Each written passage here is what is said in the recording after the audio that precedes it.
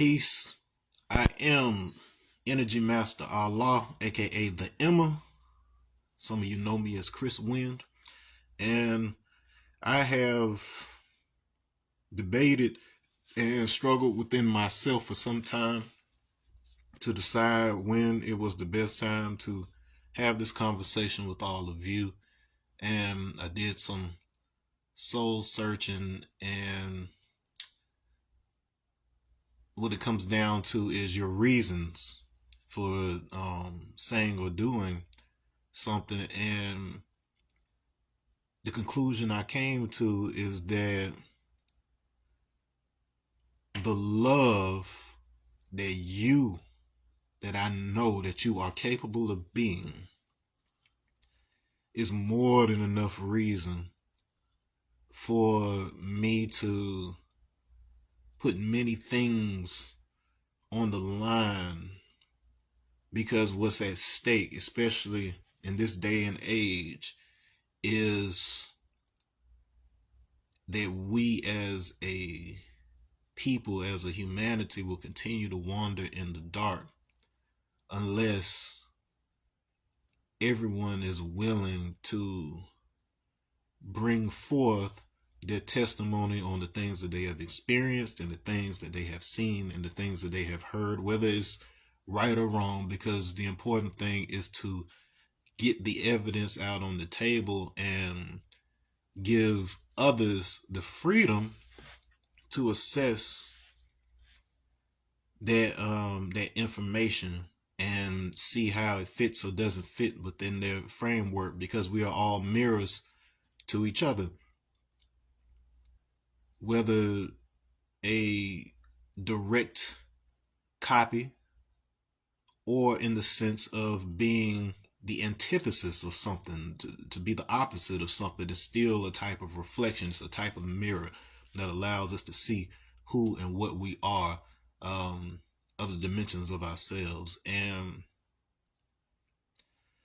there were things that I saw and that I experienced on the day that my son Shamar drowned that showed me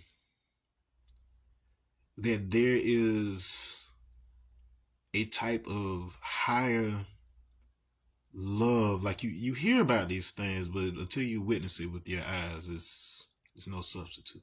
There's a type of higher love that transcends the human individual, where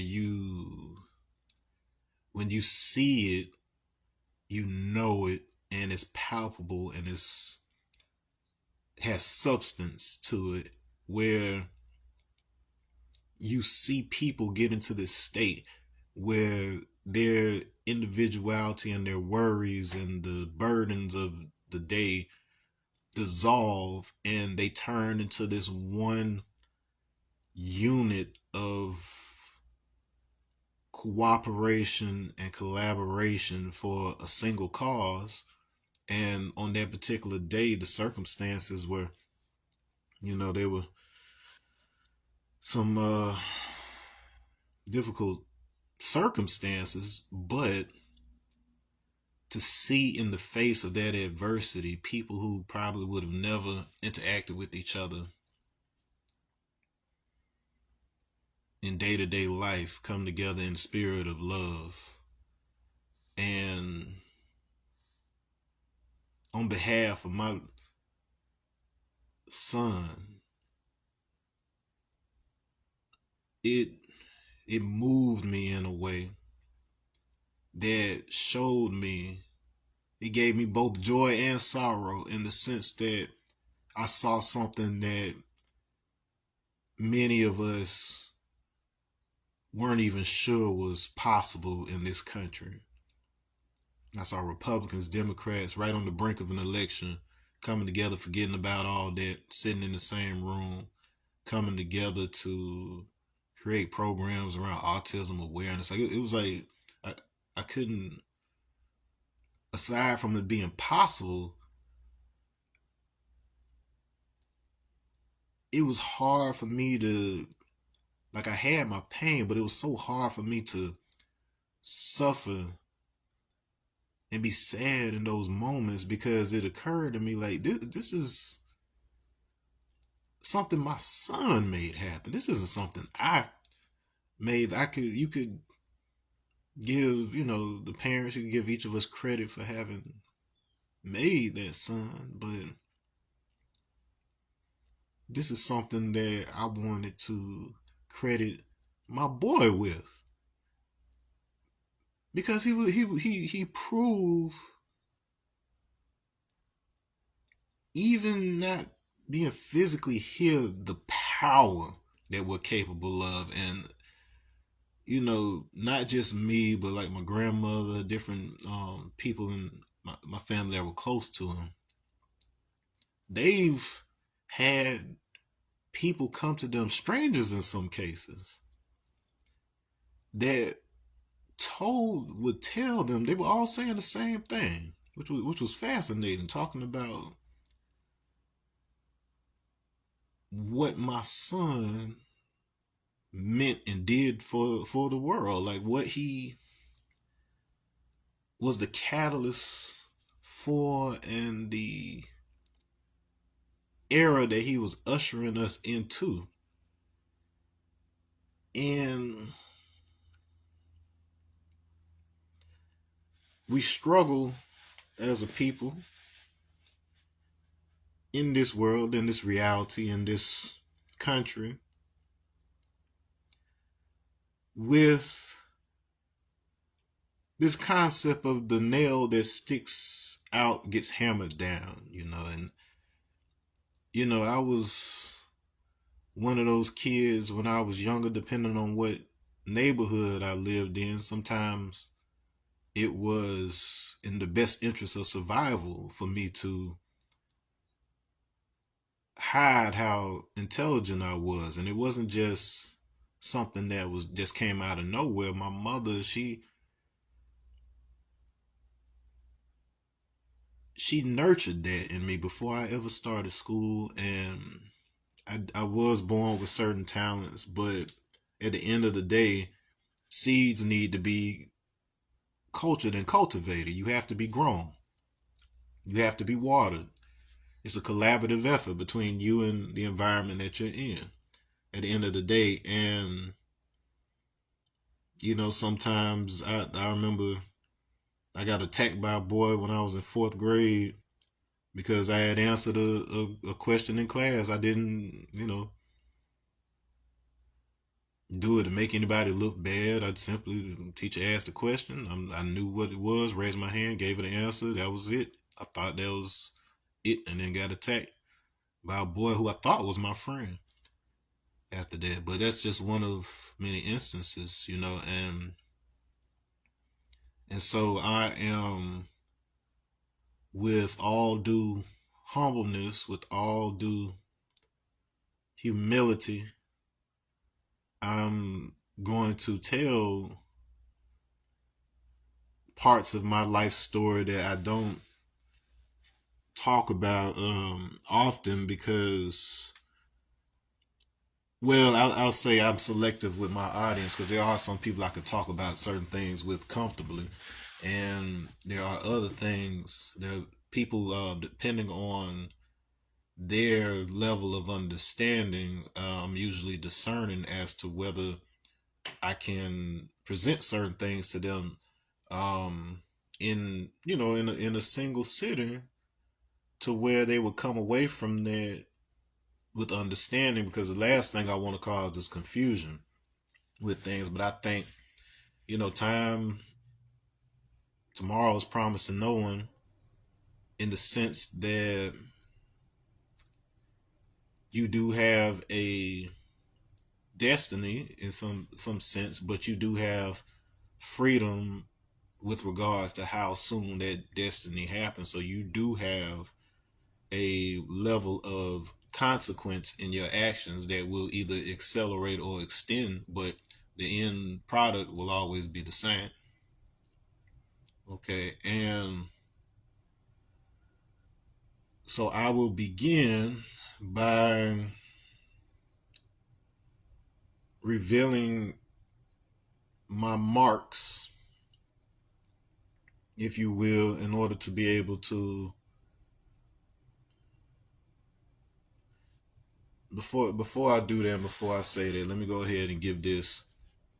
Let me say now, no matter what I say, no matter what I do in this video, remember, while I am not certain which things exactly are exclusive to my experience, which things are exclusive to even my DNA and bloodline that allow me to do certain things, just know that I am just like you, just like you. I am an expression of the all that there is. So just like you have a unique contribution and a unique way that your gifts and your talents and your contributions to this world manifest, I also have mine. So try not to judge based on my exact thing, but just see how these things translate for you in your life and are useful for you in your life.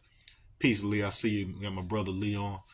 Um, I'm having a deep conversation, and I'm glad I'm really glad that you here, Lee, because you are a testament to the way that things have worked in both of our lives. Like we had a good long conversation a few weeks back talking about how really statistically speaking, none of us should be here.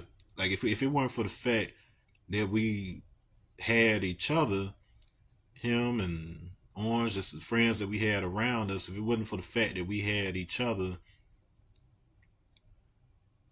to just be a spiritual springboard for one another, I maybe we would or wouldn't have been here, but I know that we were put in each other's paths despite impossible circumstances, having moved from different cities and states to a single place, to be that for each other at a time where it was pivotal because there was something aligned for us and something that we have been having conversations about recently as well with regards to walking in that um responsibility that we have. And so my contribution, my unique contribution, is the truth that has been revealed to me in a number of ways, and I'll talk about that in a few moments. So we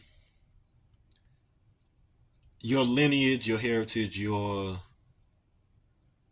path is not something that is accidental, but something that is written both on your body, it is written on the stars, it is written on every atom, because you matter that much. Don't let anybody tell you any different. That we're all,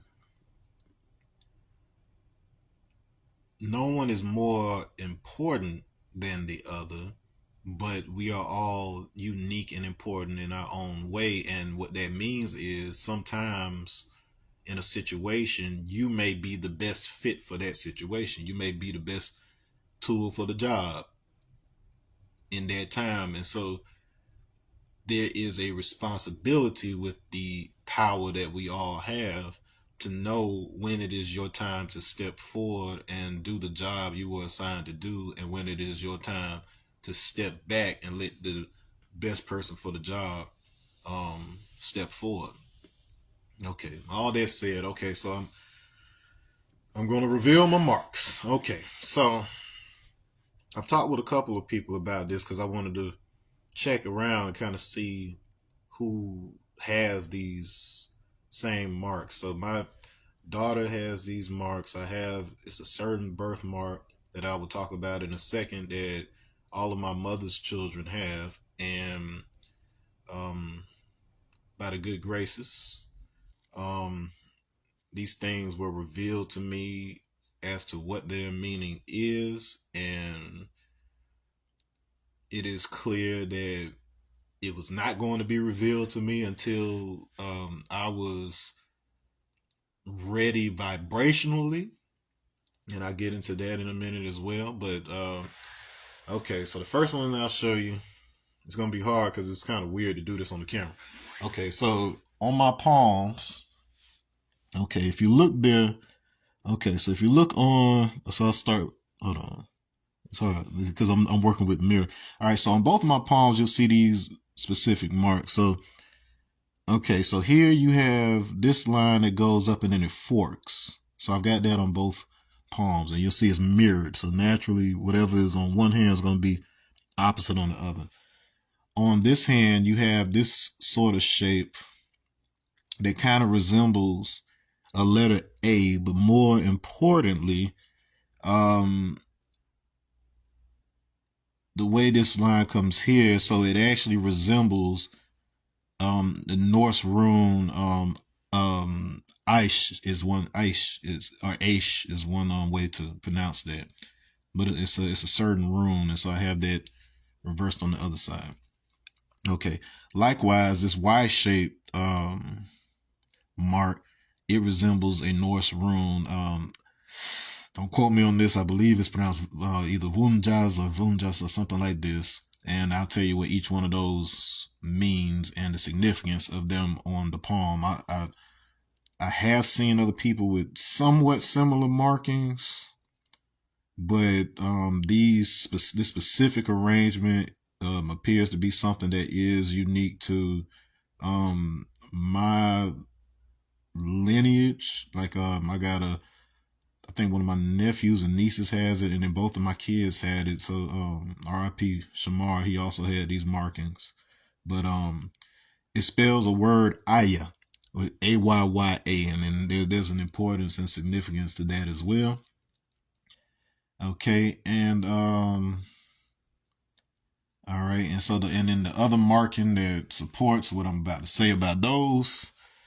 All right, I don't know if you're going to be able to see this clearly. I'm going to try my best, but all right, so there's a birthmark. Let me see if the light. Okay, you can kind of see it. Okay, so as you can see, there's like a kind of triangular light mark that's right there. So all of my mother's children have a similar birthmark. My daughter, Kalia, has the same birthmark. Okay, and so I'm going to explain what was revealed to us only after I went through certain practices, certain initiations from the East, and then the information kind of started to come. Okay, so the markings on my hand.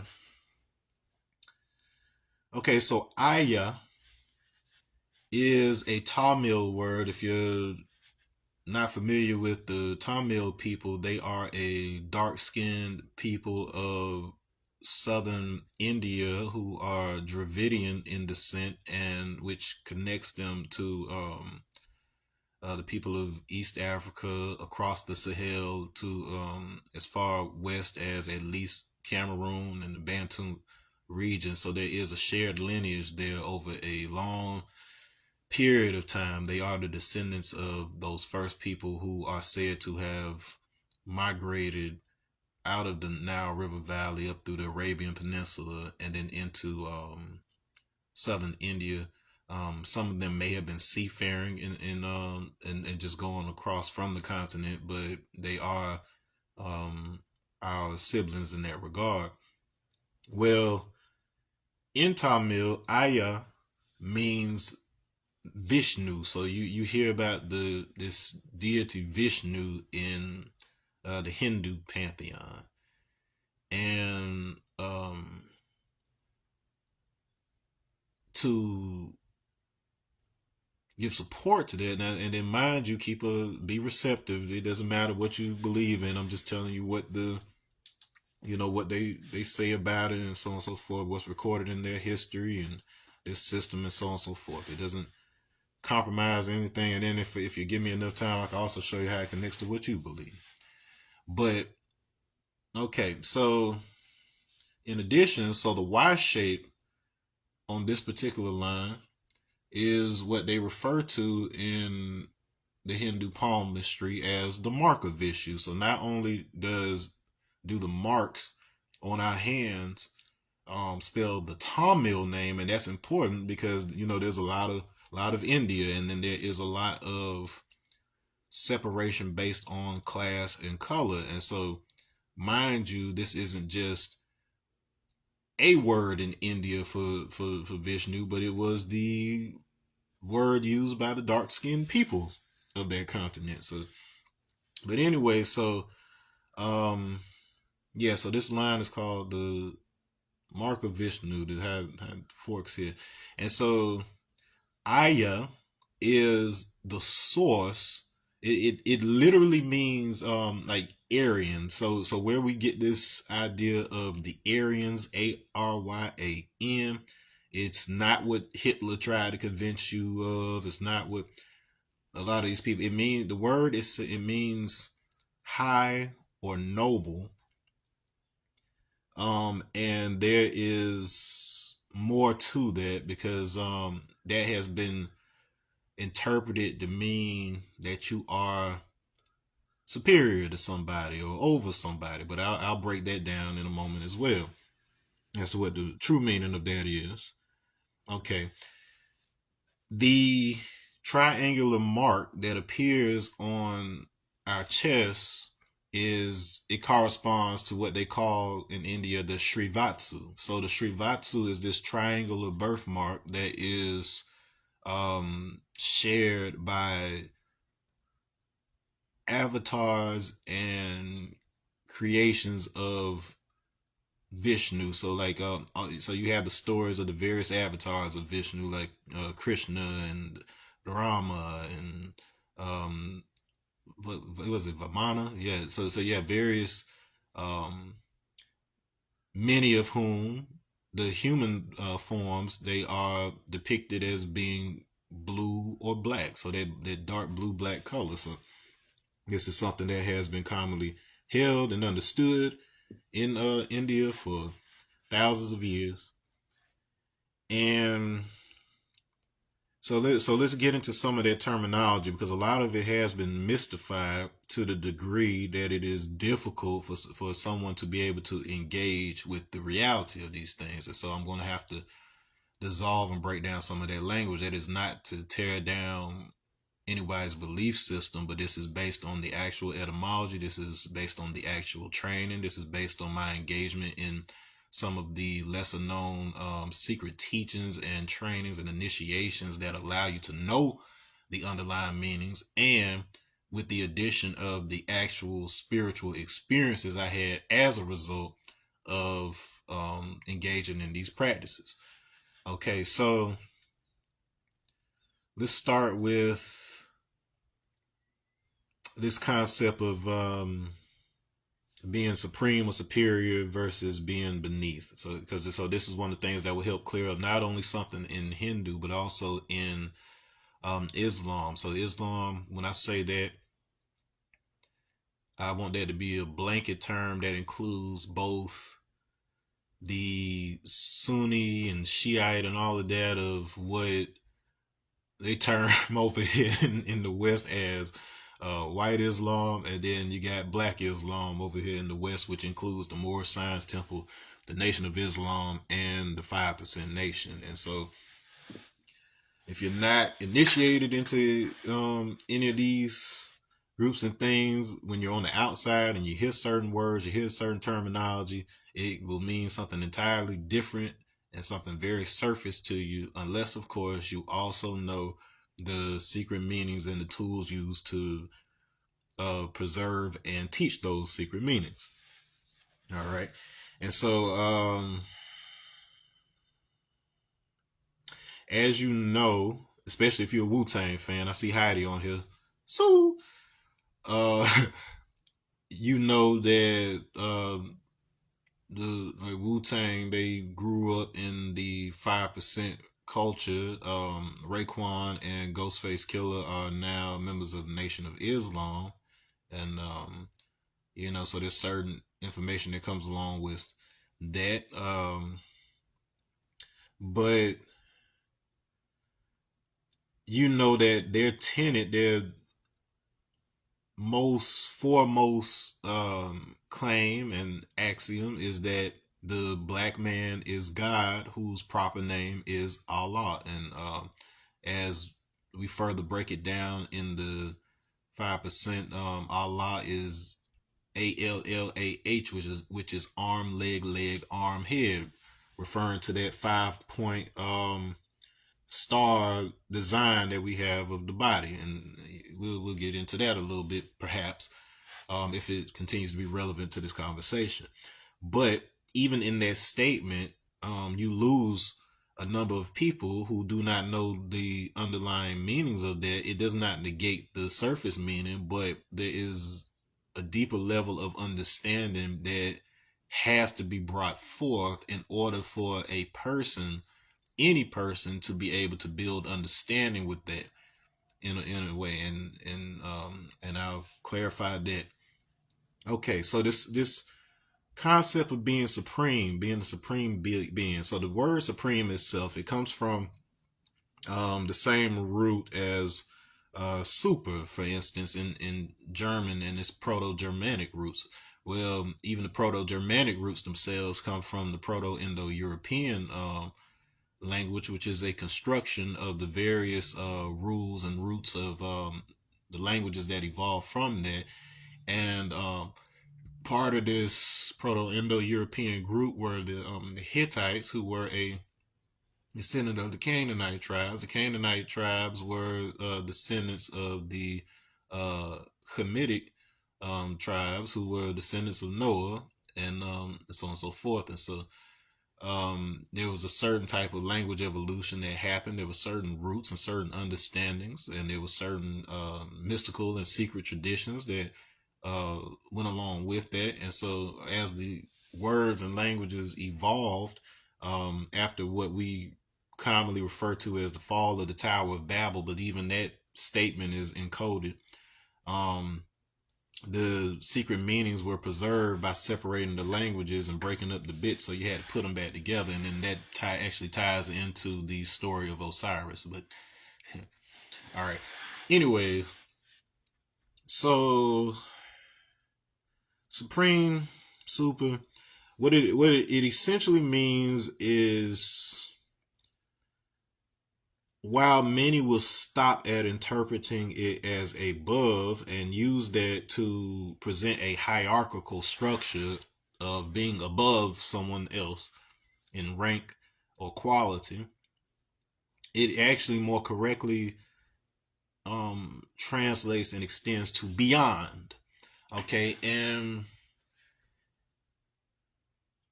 while I'm on that particular etymology, I'll also have you know that the word evil originally, its etymology essentially means to go beyond normal limits.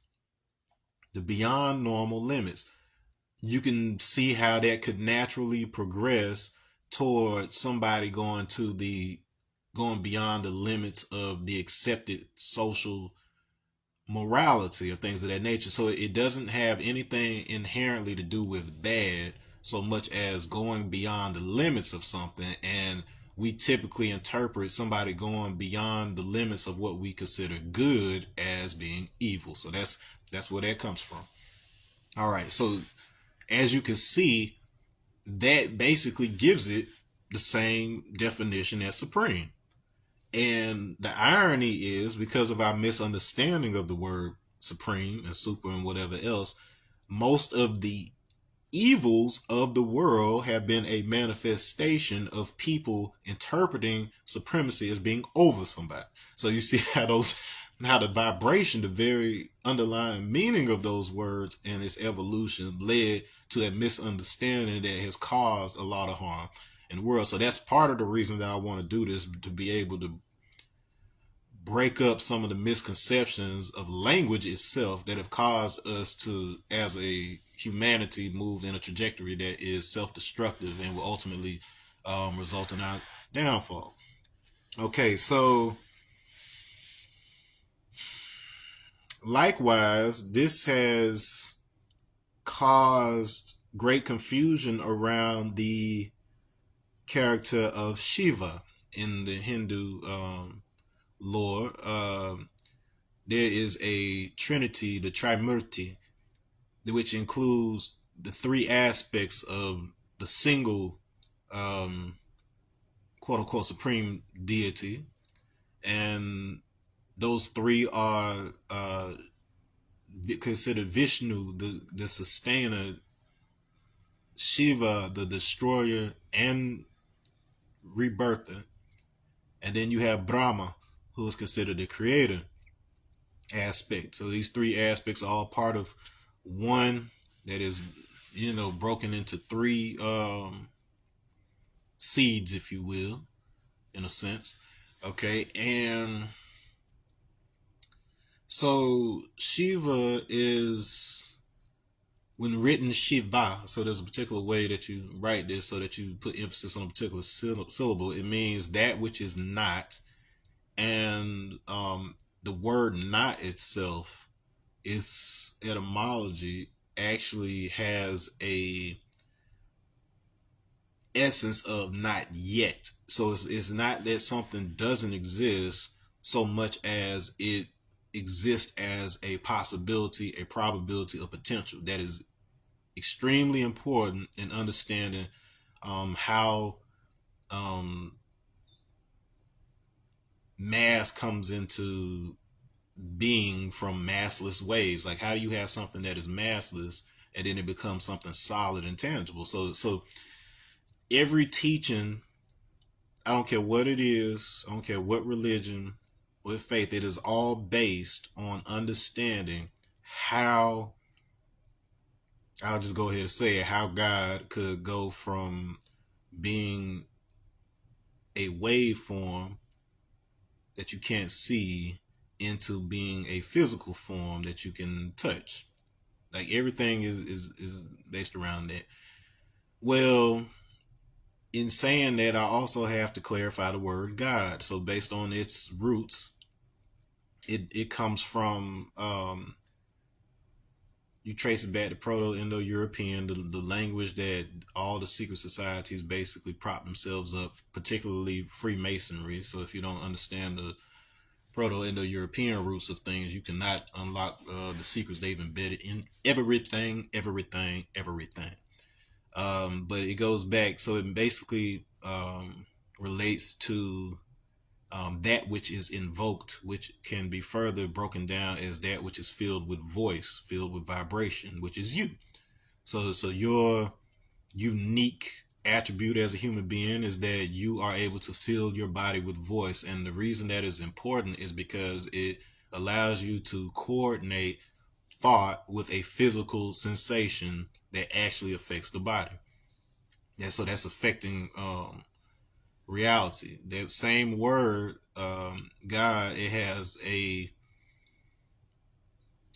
portion of it that points to that which is found, and the sense that found was used in that case is related to a foundry. So a foundry is something that you use to cast metals. You pour molten metal into it to shape it.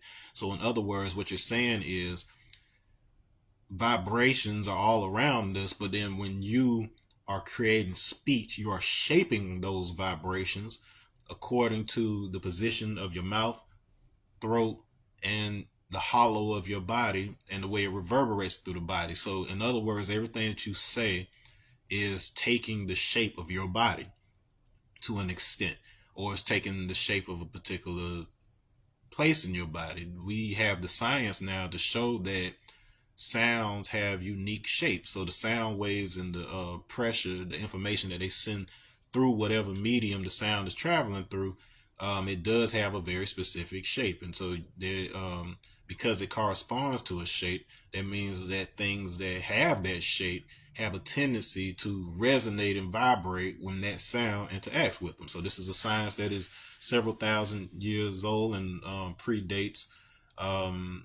modern societies and things of that nature. So this is something that was essential to how we even became a conscious um, being on this planet. And this, what I'm saying, if you understand the words that were used in the original languages of your favorite religious texts or spiritual texts or whatever else, if you understand the original language that those were written in and the secret traditions of those cultures, you'll see they're all telling that exact same story.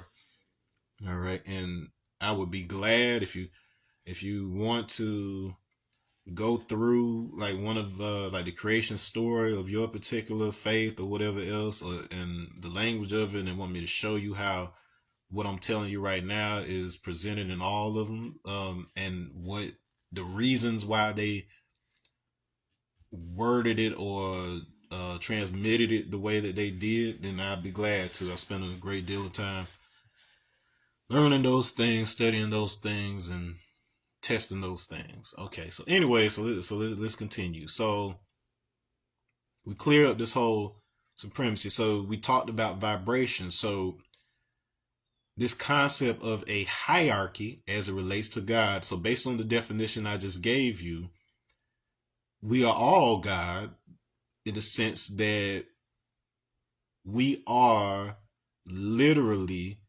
a plot of earth, because all the food that you eat is basically dirt that's been transformed into, various forms and shapes so that you could purpose them in different ways and use their energy and information in different ways when you digest it. So you have this food body, as they call it in the East. But that food body is being controlled by virtue of your vital body or your energy body or your, they use the term pranamaya kosha. And so it essentially breaks down to breath, because there's a difference between breath and air. Because breath has been, when you breathe, it's going through a process that causes that air, the molecules of that air, to be pushed through a narrow passage. It is shaped. It experiences friction. As a result of that friction, it creates electrostatic charge. So these molecules are held together by a static cling, if you will. And that energy is also transferred to surrounding cells, so it does enter your bloodstream. So there's all sorts of things that are happening beyond simple air when breath is involved. And so this breath, it is the consciousness can perceive itself as their breath. You're just accustomed to perceiving your consciousness based on your physical body, but all of these aspects are mediums through which you can perceive your consciousness. And so when you hear these stories about God having created himself, and the older versions of these stories, before you started having some of these English translations where they understood spirit to be a physical thing associated with the breath, more specifically in Hebrew, the ruach, and in the Greek of the New Testament is pneuma. This was the energetic body, and God, because consciousness has no beginning, has no ending. It over a period that I think I could say consistently in both Hindu and in Nation of Islam. Like it's weird that they would have any agreement in anywhere, based on the way things are presented to us. And then let me also say, I'm not associated with any specific faith or authority such that I'm speaking on their behalf or that I'm motivated by one side or the other. The only thing that I'm, direct relationship with my spiritual essence and love, and I'm gonna stand for peace. But the only authority and the only accountability is me taking responsibility for my role in all of it. So there is an all, there is a collective, and there is a force that is beyond my current consciousness, of course, but that which we are not is simply that which we are not yet. So as a collective, as humanity, we're constantly growing into that, so that there is always somewhere to grow to. And so all the various concepts of what we're calling God, there's two parts of it. There is the I am, which is to say, this is what I am right now. And then there is the aspect of that which I am becoming. This concept is captured in the word alphabet itself, because alpha comes from aleph, which is a leaf in the Arabic, and it means Allah. And in the Hebrew, it means master. And you bring those two together for their Judeo-Arabic meaning, it gives you the all consciousness. All right. The bit is to house in, to dwell, live in the Hebrew.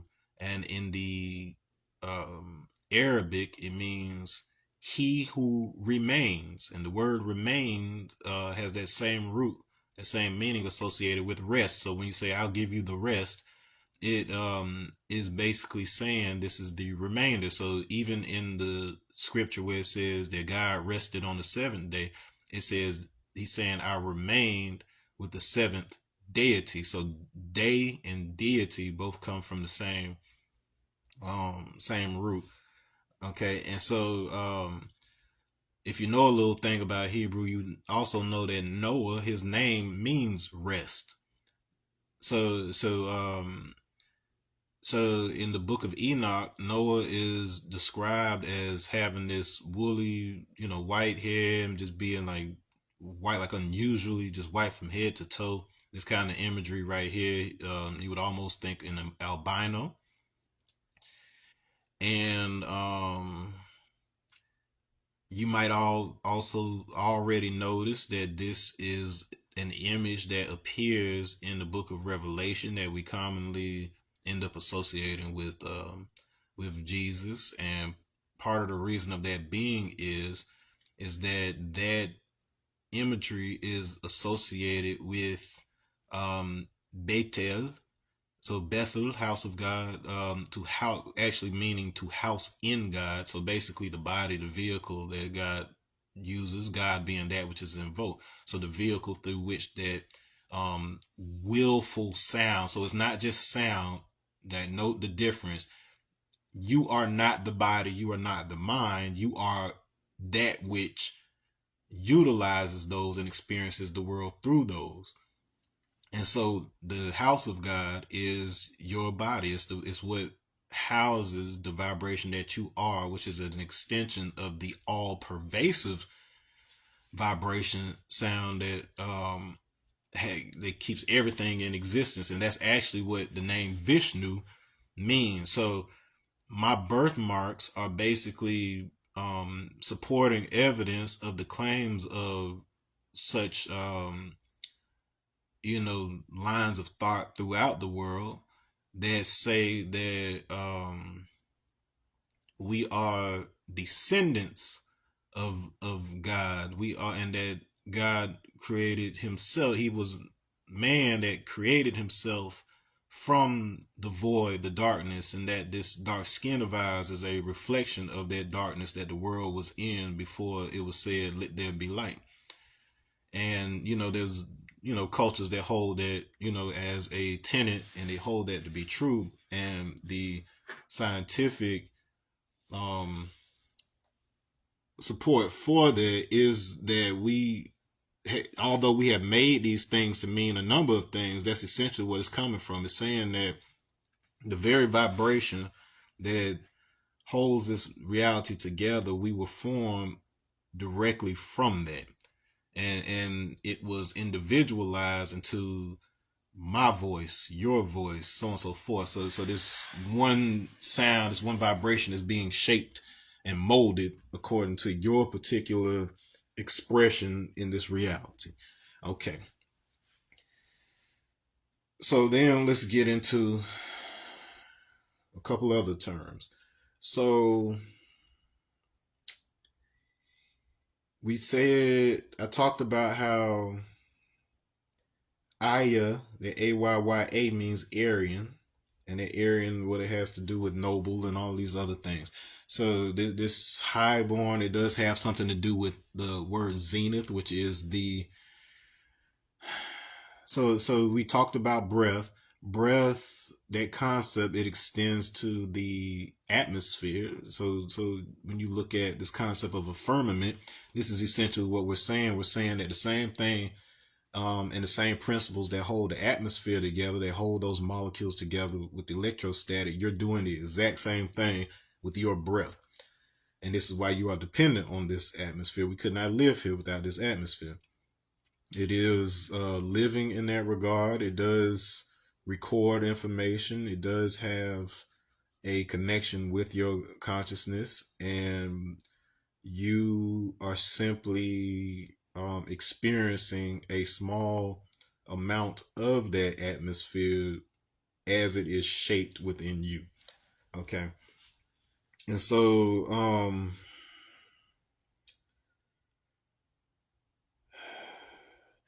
this word Aryan is also associated with Orion. So you have the constellation Orion, and you have the myths around this Orion, and we love to talk about Orion's belt. Some people say that the three peaks of the pyramids on the Giza plateau are they correspond to these three stars in the sky, this asterism. So for those of you who know me and have known me for quite some time, you know my birthday is Christmas Eve. um I was born in a special year as far as numerology and all that kind of stuff is concerned, because those of us who were born in December or March of the year 1986, it means that we were either born near the spring equinox, or we were born near the winter solstice. In my case, the winter solstice. And the way those numbers work out, you have something that's called the karmic number, which is basically the sum of the digits in your day of birth, um, subtracted from the sum of the broken down sum of the digits in your year of birth, and whatever number you get out of that, that basically tells you numerologically what your particular karmic duty is in this particular lifetime and what you are supposed to accomplish. Well, for those of us born in those months in that particular year, that number comes out to be 0. And because of that, that means that we don't necessarily have any lingering karma, but that also ends up meaning that we end up taking on the karma of everybody. So basically, those of us that were born in December of 1986, we have a specific role to kind of take on the experiences, the various types of experiences in humanity, and then we, by working out that karma within ourselves, we're helping to alleviate the karma of the entire planet. And this is something I only kind of learned recently, but it made sense with the fact that, for instance, back in 2011, I chose to be ordained as a universal life church monastery minister, which allowed me to be connected to all walks of life and all types of faiths, and then learn the common conversation among them. If I had just gone with one faith over another, I would have created certain biases that wouldn't allow me to make the connections between everybody. And so, in that way, electrostatics or static electricity is characterized by not cycling, so it's staying still. So technically, as far as science is concerned, it has two unique qualities, which are: one, it exists outside of space and time, meaning that because it is not in motion, because it's not cycling, it doesn't move through time. It isn't aging. It isn't changing its position with regards to time. And that also means that every point in the universe, every point of static energy, that potential, it all behaves as if it is a single point, a single point. So to say that you're on point, okay, so so that zero, because you are the experience of everything, it's almost like you're nothing. And I had to really, it means that you're all pervasive, like Vishnu suggests. All right. So it's not any mystical thing. It's not that I'm gonna go start floating around here making earthquakes and stuff. That is not to say that it isn't beyond the capability of humans. And you've seen the type of destruction and the great creativity that we're capable of when we put our minds toward things, especially when we elevate our health and our frequency to that ability. Um, and then that also ties into that conversation of supreme. So when I was talking about that vibration and that being beyond normal limits, the only hierarchy, hear me and hear me clearly, the only hierarchy in this universe is not determined by your earthly rituals or your earthly titles or even your earthly actions. The only hierarchy comes as a result of your frequency, your vibration. If you have not raised the frequency of your internal vibration, it's not that you're not good enough to access certain things or see certain things or partake in certain things. It's just that your frequency is not compatible for you to be able to perceive it. That is the only thing that prevents you from seeing one thing or another.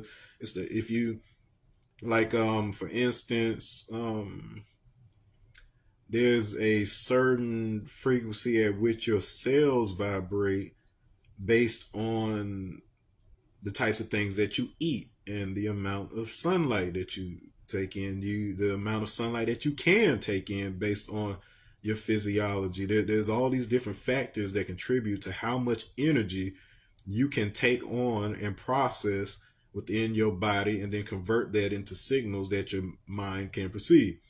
So in that sense, the only hierarchy is not something that we have to sit up here and try to manage and govern. It is something that is determined strictly based on your ability to tap into certain sources of energy and information in the universe. And it's nothing you can do or say that can gain you that access. There's no amount of money you can pay for that. It literally just comes in the form of doing the practices necessary to build your chariot, your body, your temple, to build it up such that it resonates with that information that you're trying to receive. So this is the law that governs all things in this universe. And that it just so happens that the vibration that vibrates the whole body and is the primordial sound from which all things in the universe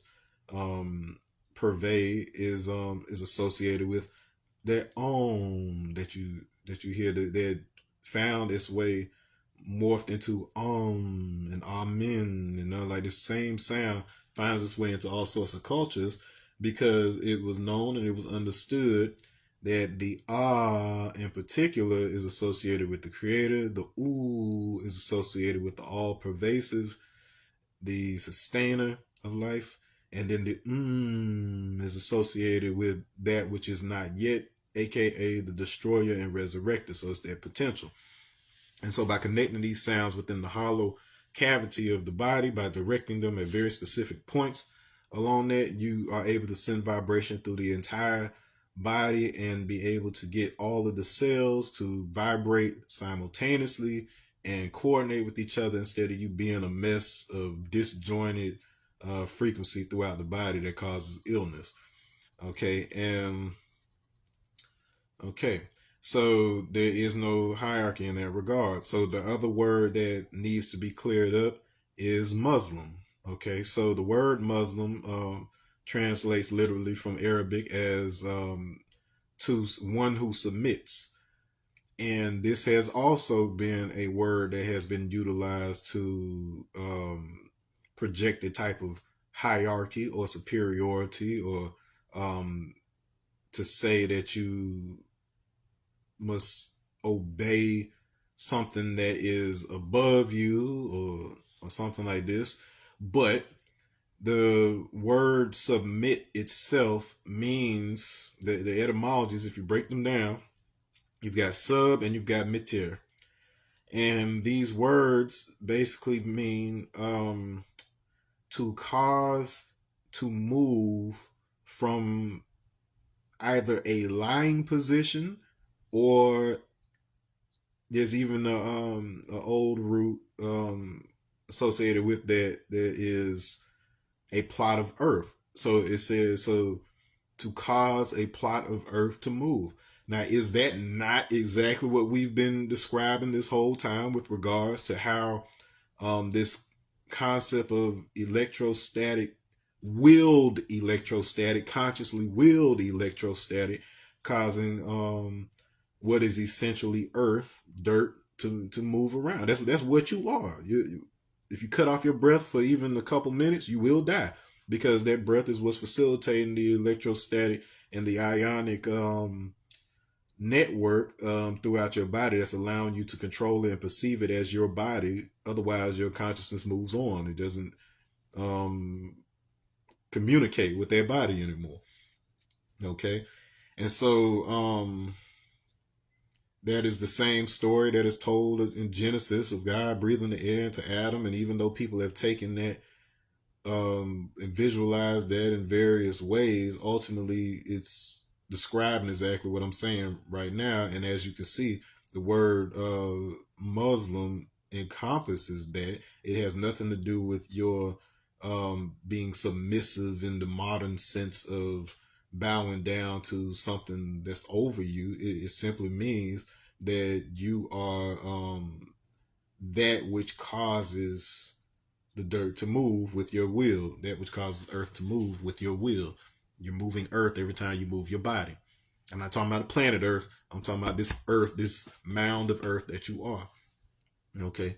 And so you can see how that can be interpreted and turned into something religious, and you can see what the motivation would be for people not teaching it publicly that way, such that only the people who take the time to learn the deeper meanings will free themselves. So there is nothing that is coming to free you or save you outside of you giving up your attachment to the surface meanings of things and the meanings that have been imposed on you or given to you from somewhere else, until you show and prove through the self-discovery necessary and only possible through your inner exploration and your willingness to take in all the information and allow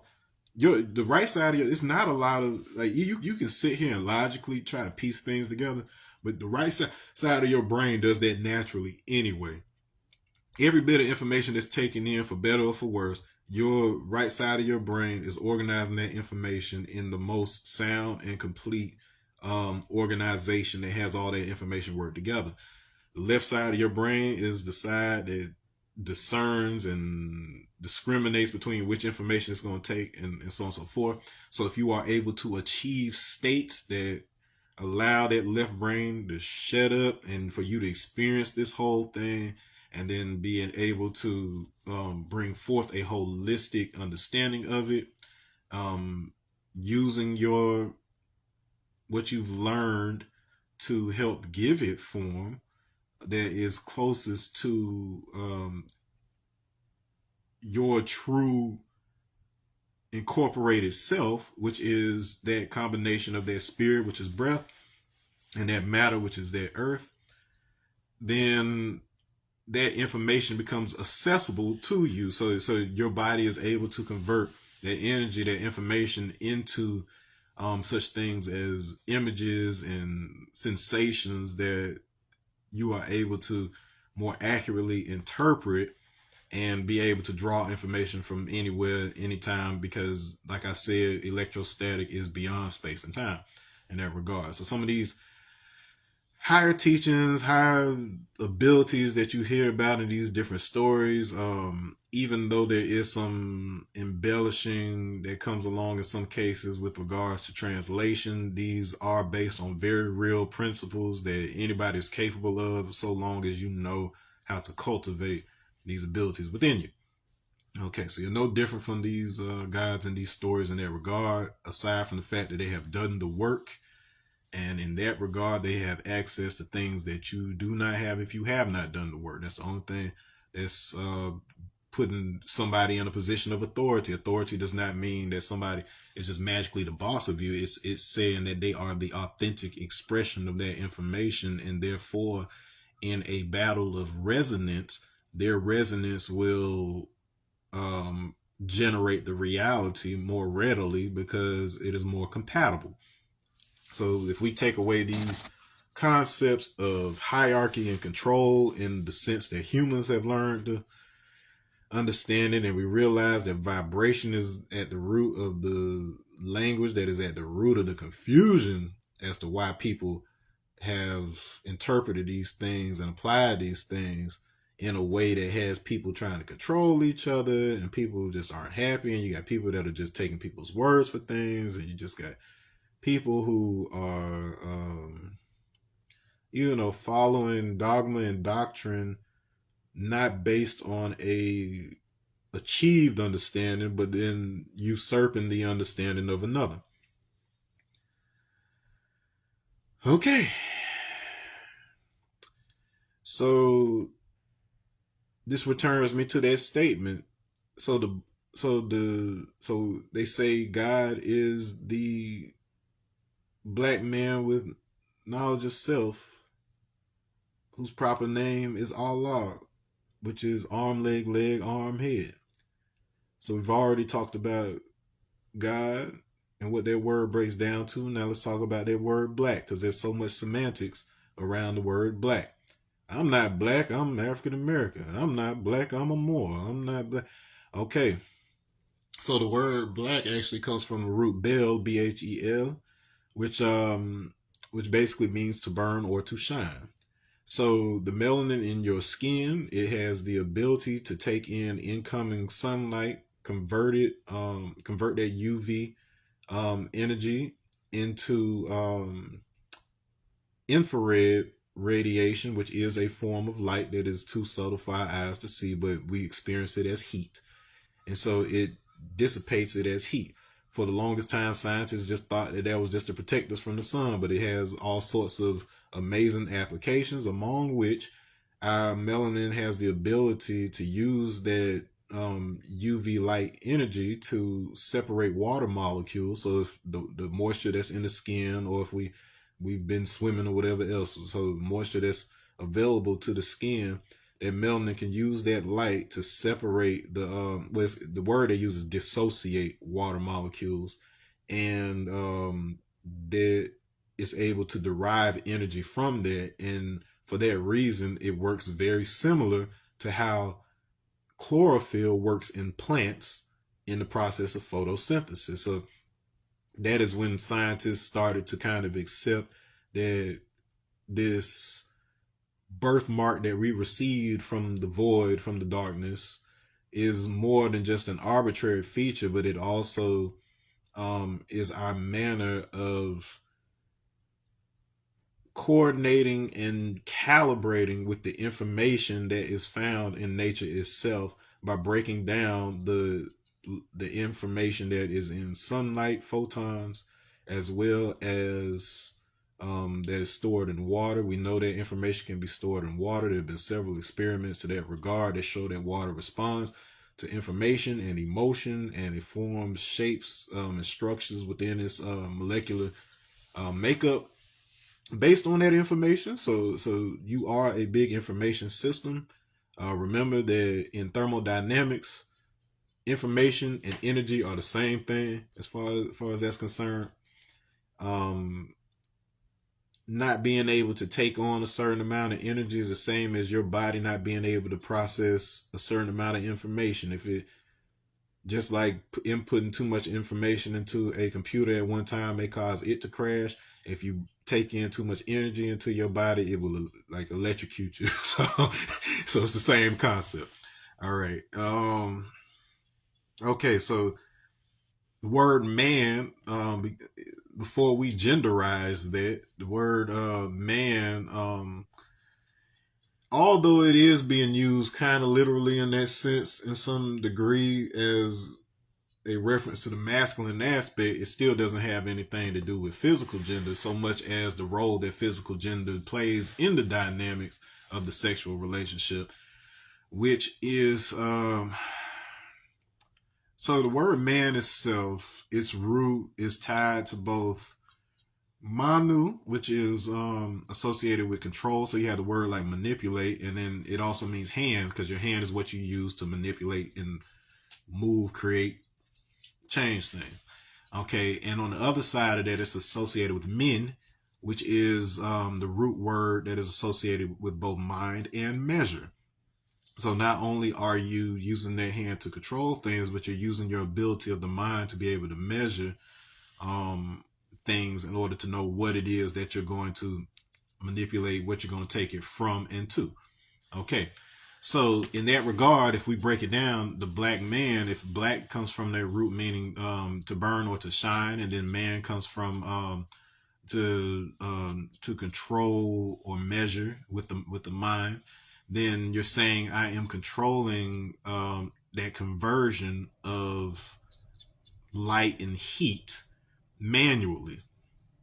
So although the melanin does automatically convert that UV light into that infrared radiation, and it does automatically dissociate those water molecules in order to be able to bring information and energy from it, the thing I was just telling you about your voice and your ability to send voice through the whole body has this amazing application that I only discovered within recent weeks and months. Is so you have what's called photon coupling. Photon phonon coupling. If you look at a picture of a yin yang with the black part and the white, it is virtually exactly what this is. And what it is that when that light comes in, when that photon, so photons are packets of energy that come from light. What they do is when the melanin catches hold of it, it translates the information of that photon into what we call mechanical energy, which is also associated and applicable to chemical energy in the body. So, in other words, it stores that energy as a potential by positioning things a certain way, combining things in a certain way, so that when that thing is accessed and broken down, it releases that energy back in the form that it was in. So this is essential to memory storage. Well, the thing is, the way that it stores that energy is in the form of what's called a phonon. So a phonon is the sound equivalent of a photon. So a photon is a packet of light energy, and phonon is a packet of sound energy. So that means that your body is storing information in the form of sound that can be shaped by incoming light. So you have this dynamic where light and sound are coupling with each other. And if you know a little bit about Eastern thought, then you know that that matches perfectly the concept of Tantra.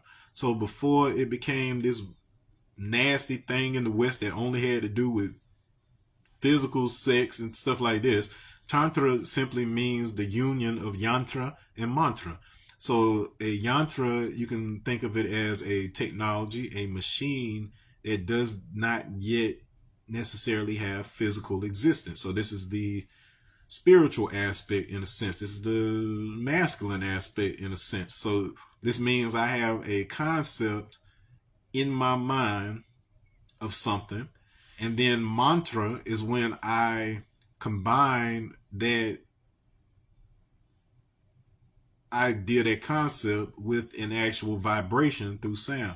So when I say cat, what I'm doing is I'm combining a vocalized vibration with some with a particular concept that when I combine it with that sound, a person can imagine the image of the animal, the cat. So it's representative of that. The vibration and the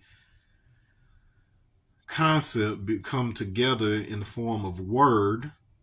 So when I say I am word, what I'm doing is I am combining spirit with matter, a material experience. I'm combining a spiritual experience with a material experience.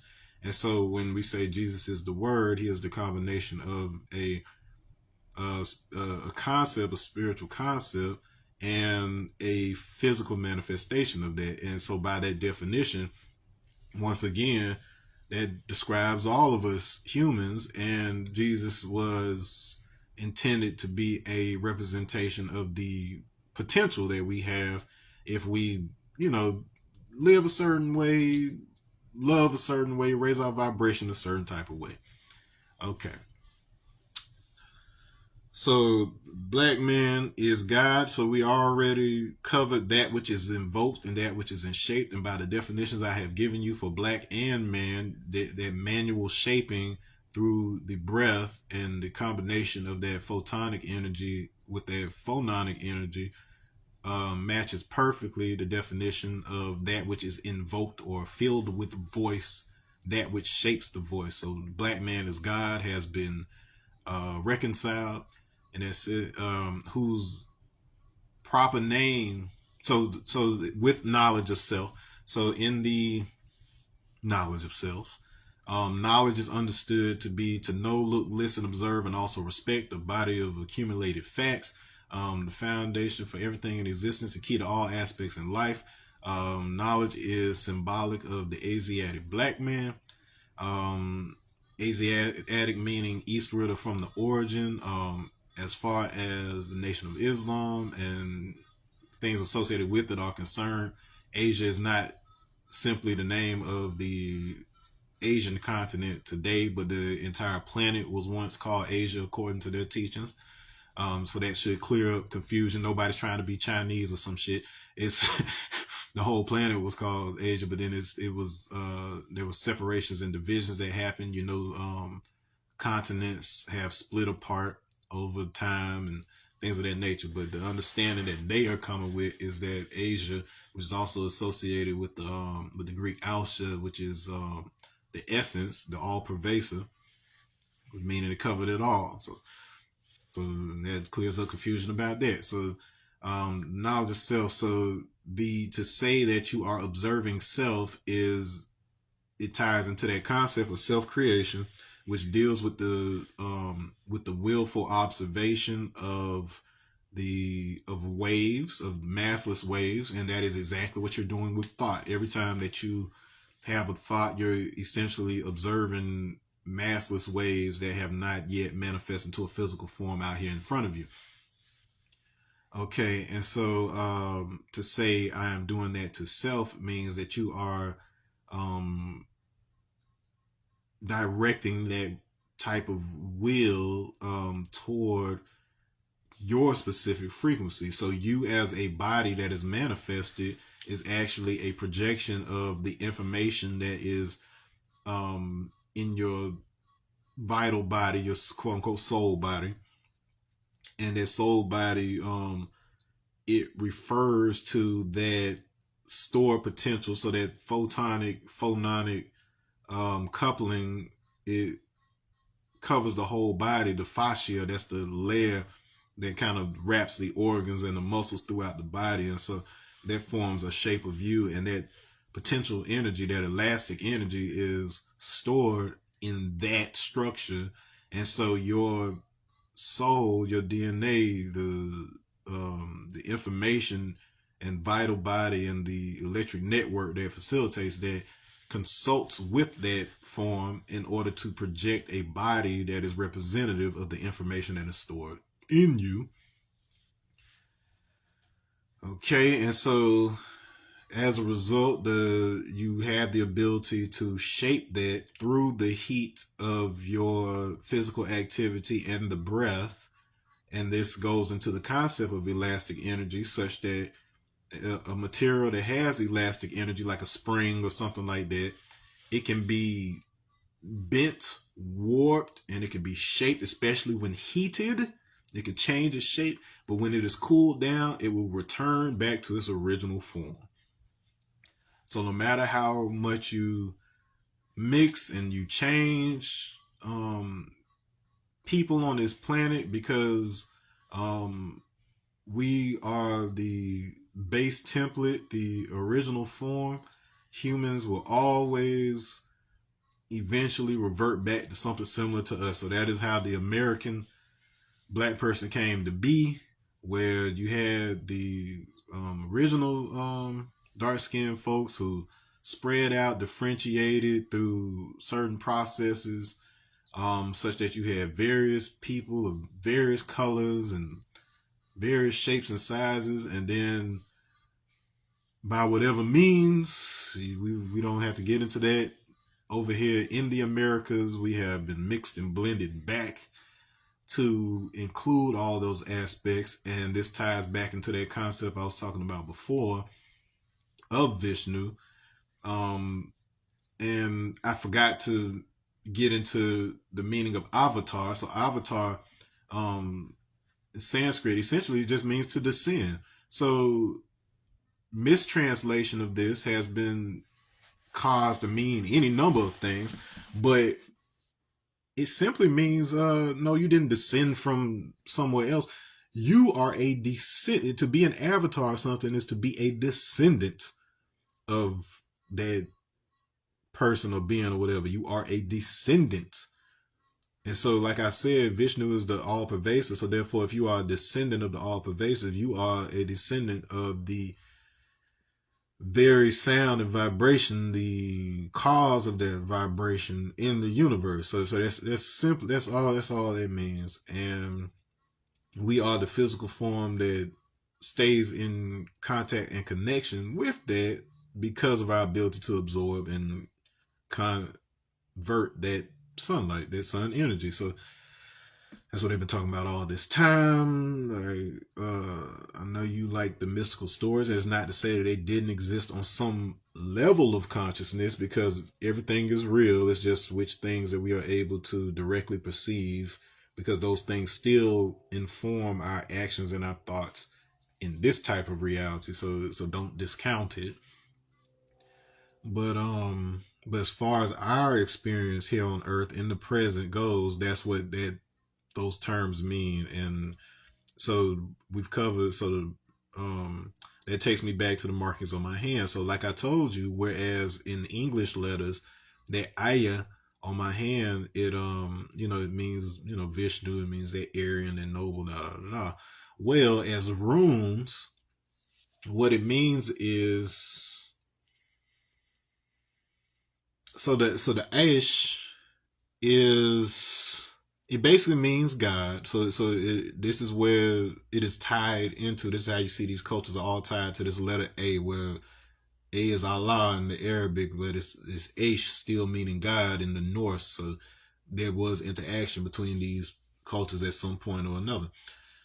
We know that Eric the Red visited West Africa frequently, and they had respect for each other, and that is partially because they do know the history, that they do descend from that region. It took a lot of time for them to become lighter over time, but then they still knew their connection back to West Africa. Um, and then maintain a lot of those teachings, and the writing system is very close to what the Igbo have. If you analyze it, the mathematical interface behind it. And so anyway, so Ash, but Ash is also in the Norse mythology the name of the first man. The original man is based on the ash tree. And you'll see this tree concept come up in several places. One of the most interesting is the U tree.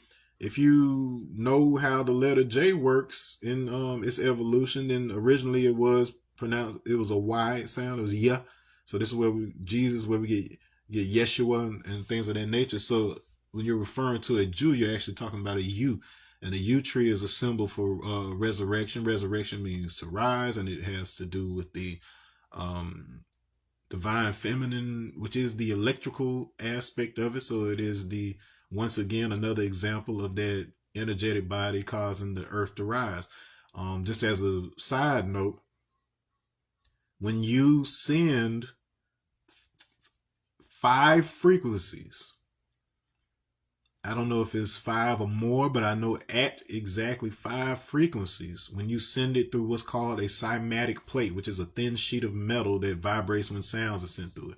When you send 5 signals in the shape of a 5-point star, just like I told you, our body is made around the concept of the 5-point star. When you send 5 signals through a cymatic plate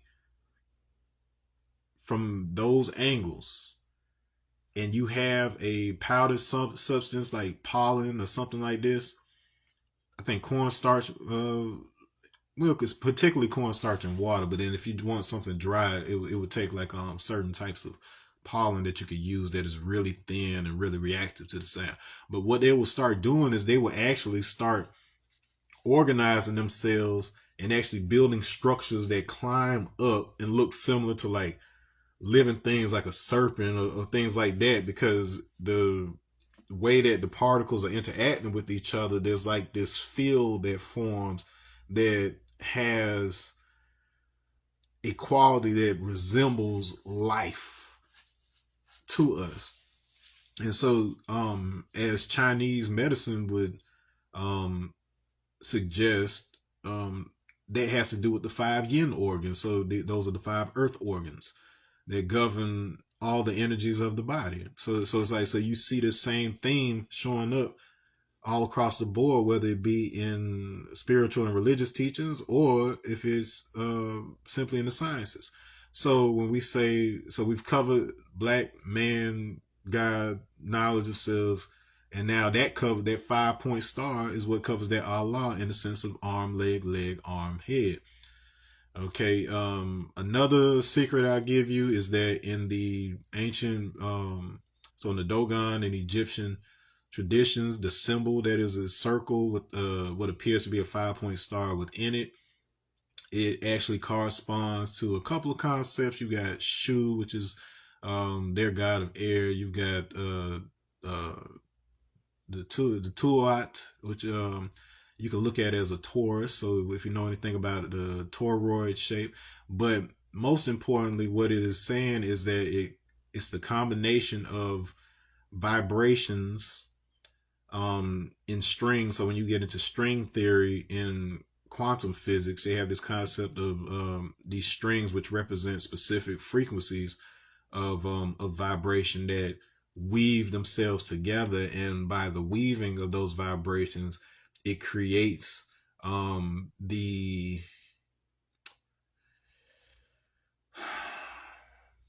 we'll just call it the signal that has our physical experience perceive that thing as physical matter. So these vibrations weave themselves in a particular way to where our brain says, hey, that's something physical. If I push against it, my hand cannot move past it. It is physical. So that is all something that is worked out by the brain, and it starts with those. So those symbols in both the Dogon and the Egyptian mysteries is associated with that. So this is a concept that they've had for well over, let's see, at least 7,000 years, but it's much longer than that. And it is correctly proven in the modern understanding of quantum physics and how matter receives its mass, and with respect to wave particle duality. Okay, so our people, they understood the universe in and out long before the conventional instruments of today ever existed, because they understood it on the conceptual level and then were able to copy it over into physical manifestations, into stories and just things of that nature. All right, so there are no lies told in the statement, the black man is God who's or God is the black man with knowledge of self, whose proper name is Allah, arm, leg, arm, head. Yes, it has, that statement has been manipulated and changed and made religious or made as a reason to control people here and there. But at the end of the day, it's only talking about the way that you control your own body. That's all, any of it. I don't care what faith, what religion you go to, is all got that same underlying story. And once again, if you want me to show you how, in a particular faith or the way they've said it, I'll show you the alchemical language distinctions that allow you to break that thing down and be able to do so for yourself in a lot of other cases. So this is one of these vital keys to freedom, because it's not that the world is being controlled by some malevolent entity so much as there is a system that we have put into place that has a natural initiating quality about it, and when it is misinterpreted, it just like it's neither good nor bad. It's just that when it's misinterpreted, bad things happen, and when it's interpreted correctly, then good things happen. That's about as simple as it goes.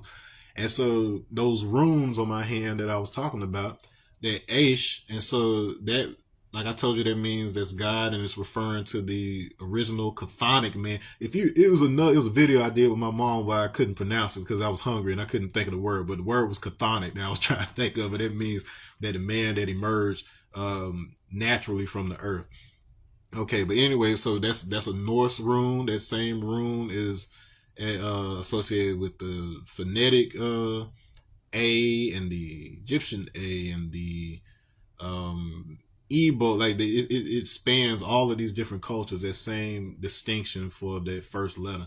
Okay, and so this other wide looking thing on my palm, like I said, it refers to a rune that means roughly joy. So the Aya, which I told you meant Aryan in Tamil, that appears on both my hands. If you missed it, go back and watch the beginning of the video where I break that down. Well, it actually reads in Norse runes as literally as the God man of joy and the joy of the God man. Well, in Arabic, this, particularly Arabic in India, because once upon a time, India and Pakistan were one nation. There was one thing called Bharat, and you had the teachings, the combined teachings that ended up breaking apart to become all the individual ones that we know now. But in those, that it would be that would translate to Yarad Radya.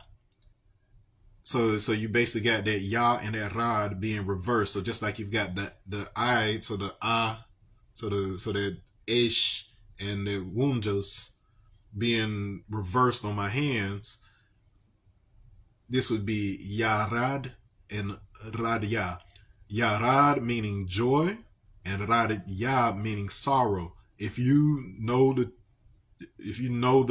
supreme alphabet, you know that the definition for justice, it says that it is your reward or penalty, regardless of whether it brings you joy and sorrow. So this is one of those places where this information I'm telling you now is deeply encoded and requires that you have a very world universal view and understanding of the world languages in order to be able to adequately break down the meaning said in these teachings, so you can live a perfectly fine life with the surface understanding of it. But if you want to be able to go above and beyond and walk into your role as somebody who brings the world together, you have to learn these deep underlying meanings of it. And so as it just so happens, that same word for joy, Yarad, also means to descend. And like I told you before, descend is the meaning of avatar. So basically what you're saying when you're saying, so you've got the God man of joy, so it's the God man of descent and the descendant of the God man combined into one form. So there is no separation between the God who descended into the form of flesh, and the flesh that will eventually ascend into the form we associate with God. So it's a process, it's a cycle.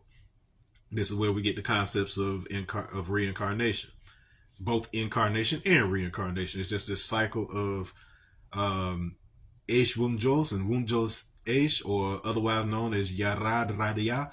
But then this is the birth. Like, I'm just telling you what the birthmarks, the marks on my body mean, or whatever. They were put there for a very specific reason. Like I told you, not only was that date of being born, Christmas Eve in 1986, significant with regards to that numerological situation, but it was also a stamp that was placed on me so that I would be a source of information on the fact that on the 24th of December, that is when the star Sirius aligns with Orion's belt in such a way that when the sun rises on the 25th, they are in perfect alignment with each other. So this basically tells a story. The sun is what we typically associate with the Christ, the Logos in that regard, that which rises. The anointing is that which is which rubs. Rubbing is friction, and that is what is happening when that sunlight interacts with that melanin and causes that vibration that stores that mechanical energy that I described earlier. Go back and make sure you check that out if you didn't see the beginning of the video. And so Sirius is associated with the name Osiris, and Osiris was known in the old world as Asar. There were empires who had a saying, Asar is Beit El, so meaning that Asar is the house of God, which we explained was the body that the voice, you as the controller of voice, is using as a vehicle. And so that is also where we get the name Lazarus. If you recall from the biblical story, that is the man that was resurrected, who died and was resurrected by Jesus. So we have this continuing theme of resurrection, and his name comes from Elasarus. And if you don't really think there's any connection there, read both the story of Lazarus and his sisters fleeing to Gaul, so what is now the shores of France. You have that story which mirrors to the T the story of Isis looking for the pieces of her husband that were placed in a box / coffin by his brother when he was deceived, and they floated to the shore up north, and so on and so forth. So these stories, they play out very similarly, and that is because they are both tied to a underlying mystery tradition. So if you don't know the underlying story, you would never make the connection between the two. But Elasarus is Lazarus, and that is a reference to Osiris, the one who was resurrected through his son, which is exactly what we see in the biblical story with God being made flesh through his son. And you have the transfiguration where the son then returns to his godlike state. So this is what all these same stories are pointing toward. Okay, and so and then I already explained Orion and what that has to do with Arian, with highborn, noble, all that stuff, which is really just talking about the connection between the breath that you have here on Earth and the atmosphere that is around you, which are one and the same. And consciousness is very much tied to both of those things. Okay. Anything else I want to do to just destroy the prevailing belief structures of the world today? Last thing I want to give you. Oh, okay. So, like I said, with the Osiris story, he's resurrected through his son Horus. The concept of the Horus is basically the electrostatic cling that causes things to clump together and stay together.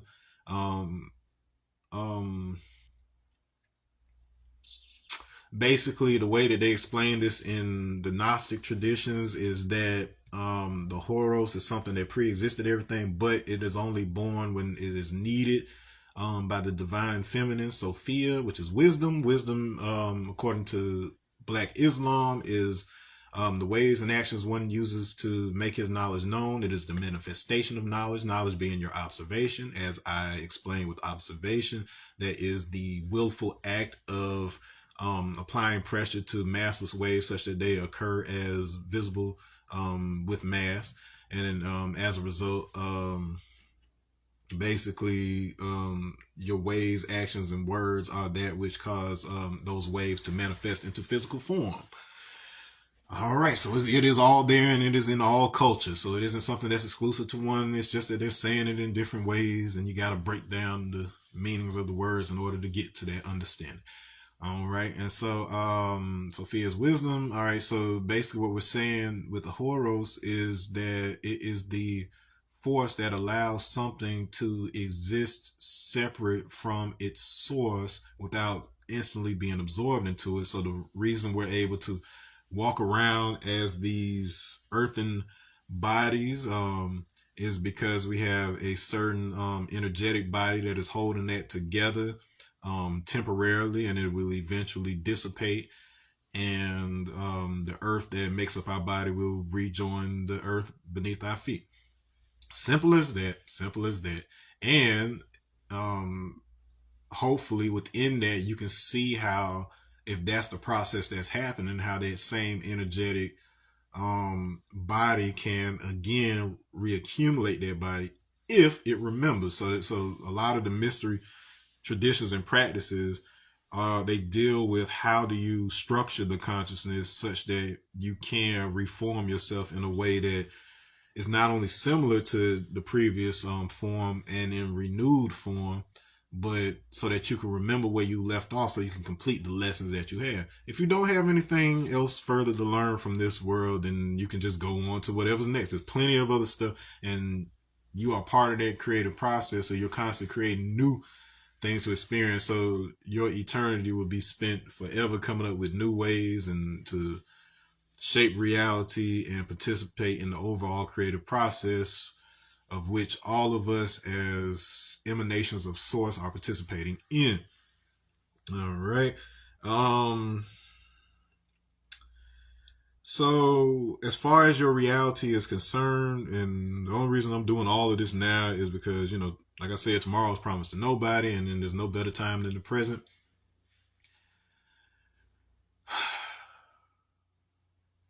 There are events that exist, physically happen, so on and so forth, for, they say billions of years as far as this universe is concerned, but they really go on trillions because there's so much that happened before even this version of the universe came into play. But then, that's, for you to kind of dig into on your own. But I say that to say, despite that, the only thing, and this is very, very, very, very, very, very, very important, the only thing that is shaping your reality right now is what occurs. And then, I'd have to teach you all the 120 lessons, the etymologies, the supreme mathematics, the supreme alphabets. I have to teach you various mathematical and physics concepts, all the stuff that I had to study in order to be able to put stuff together to break down why this is. But for the time being, I'm just giving it to you. You can figure out over time, and through, me breaking it down over time, what this means. But I'm gonna just give it to you straight so that it can be in your subconscious and your mind can be working on it. But nothing before the year 13,086 BC and nothing after the year 11,915 AD is relevant to you. This is a 25,000 year period that basically represents the nature of the vibrational factors and space-time factors that shape your reality the way it is. So every 25,000 years, you can kind of look at it as a sort of shaping of, a changing of the guard, such that there's a different set of rules that are governing it. So it's like, so sometimes when we get some of these artifacts that are older than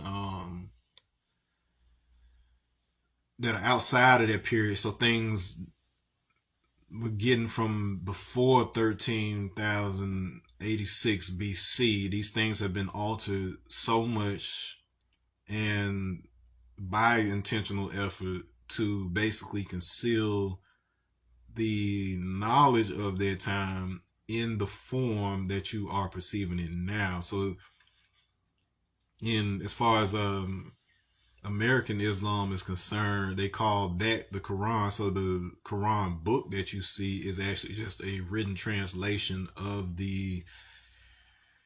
um of the rules governing this reality, not in the sense of like commandments per se, but when in its original Arabic, the vibration of those words basically are showing you the arrangement of vibrations that is governing the physical um, laws that are shaping the scientific reality of this time. And that's a mouthful to say, and I know that definitely requires a lot of explaining and breaking down, but it's kind of the best I can give you in shorthand right this second without doing several other videos about it. But so the laws that are governing you right now, like I said, are vibrational laws. And these are the vibrational laws that were introduced. The best version of the story, even though everybody's got a version of the story and the way that they interpret it, I think the most useful version is that which comes from the yogic traditions from India. And as you know, when you're talking about yogis and things of that nature, that is not necessarily, as far as Hinduism as a religion goes, that is not necessarily a reflection of the technology of yoga and its practices. Um, Yoga is not tied to any religion. It is literally the science of how spirit and matter unite. So the same thing I've been talking about this whole time, of how the breath controls the body, how it unites with it, how spirit interacts with matter. That's basically what yoga is. And in the West, what you've seen is mostly like hatha yoga, which is yoga sanas, which are just the positions, like they do the stretches and whatever else. But that makes up such a small fraction of the full spectrum of what yoga is. But they're all just different pathways that you can take, different options that you can take in order to be able to come to the same types of conclusions that I'm giving you right now. And then allowing you, empowering you to be able to use that in order to be able to draw upon certain things for the express purpose of bringing humanity together. So, and awakening them to our collective relationship with the universe so that we can construct the reality that works for all of us. And so, but these yogic principles were said to have been in the story to have been transmitted by a individual called Adi Yogi. Um, he appeared in the Himalayas. Nobody around there knew where he had come from, but he was tall and he was black and he was like 9 feet tall, and he was just sitting there like meditating. And sometimes you would see tears of just ecstasy pour from his eyes, and sometimes he would just get up and dance. And then the people, they didn't know what the hell was going on with this dude. But then you had a handful of folks that was like, I don't know what he's got going on, but I want me some of it. And they went up there and spent time with him. A lot of people, they kind of fell off the wagon and got bored and left.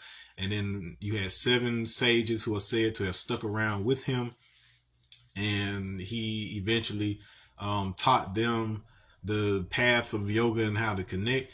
Well, even that story, even though there is a physical component to it, because the same story manifests in several ways throughout human history in various cultures, but at the end of the day, it is still simply representative of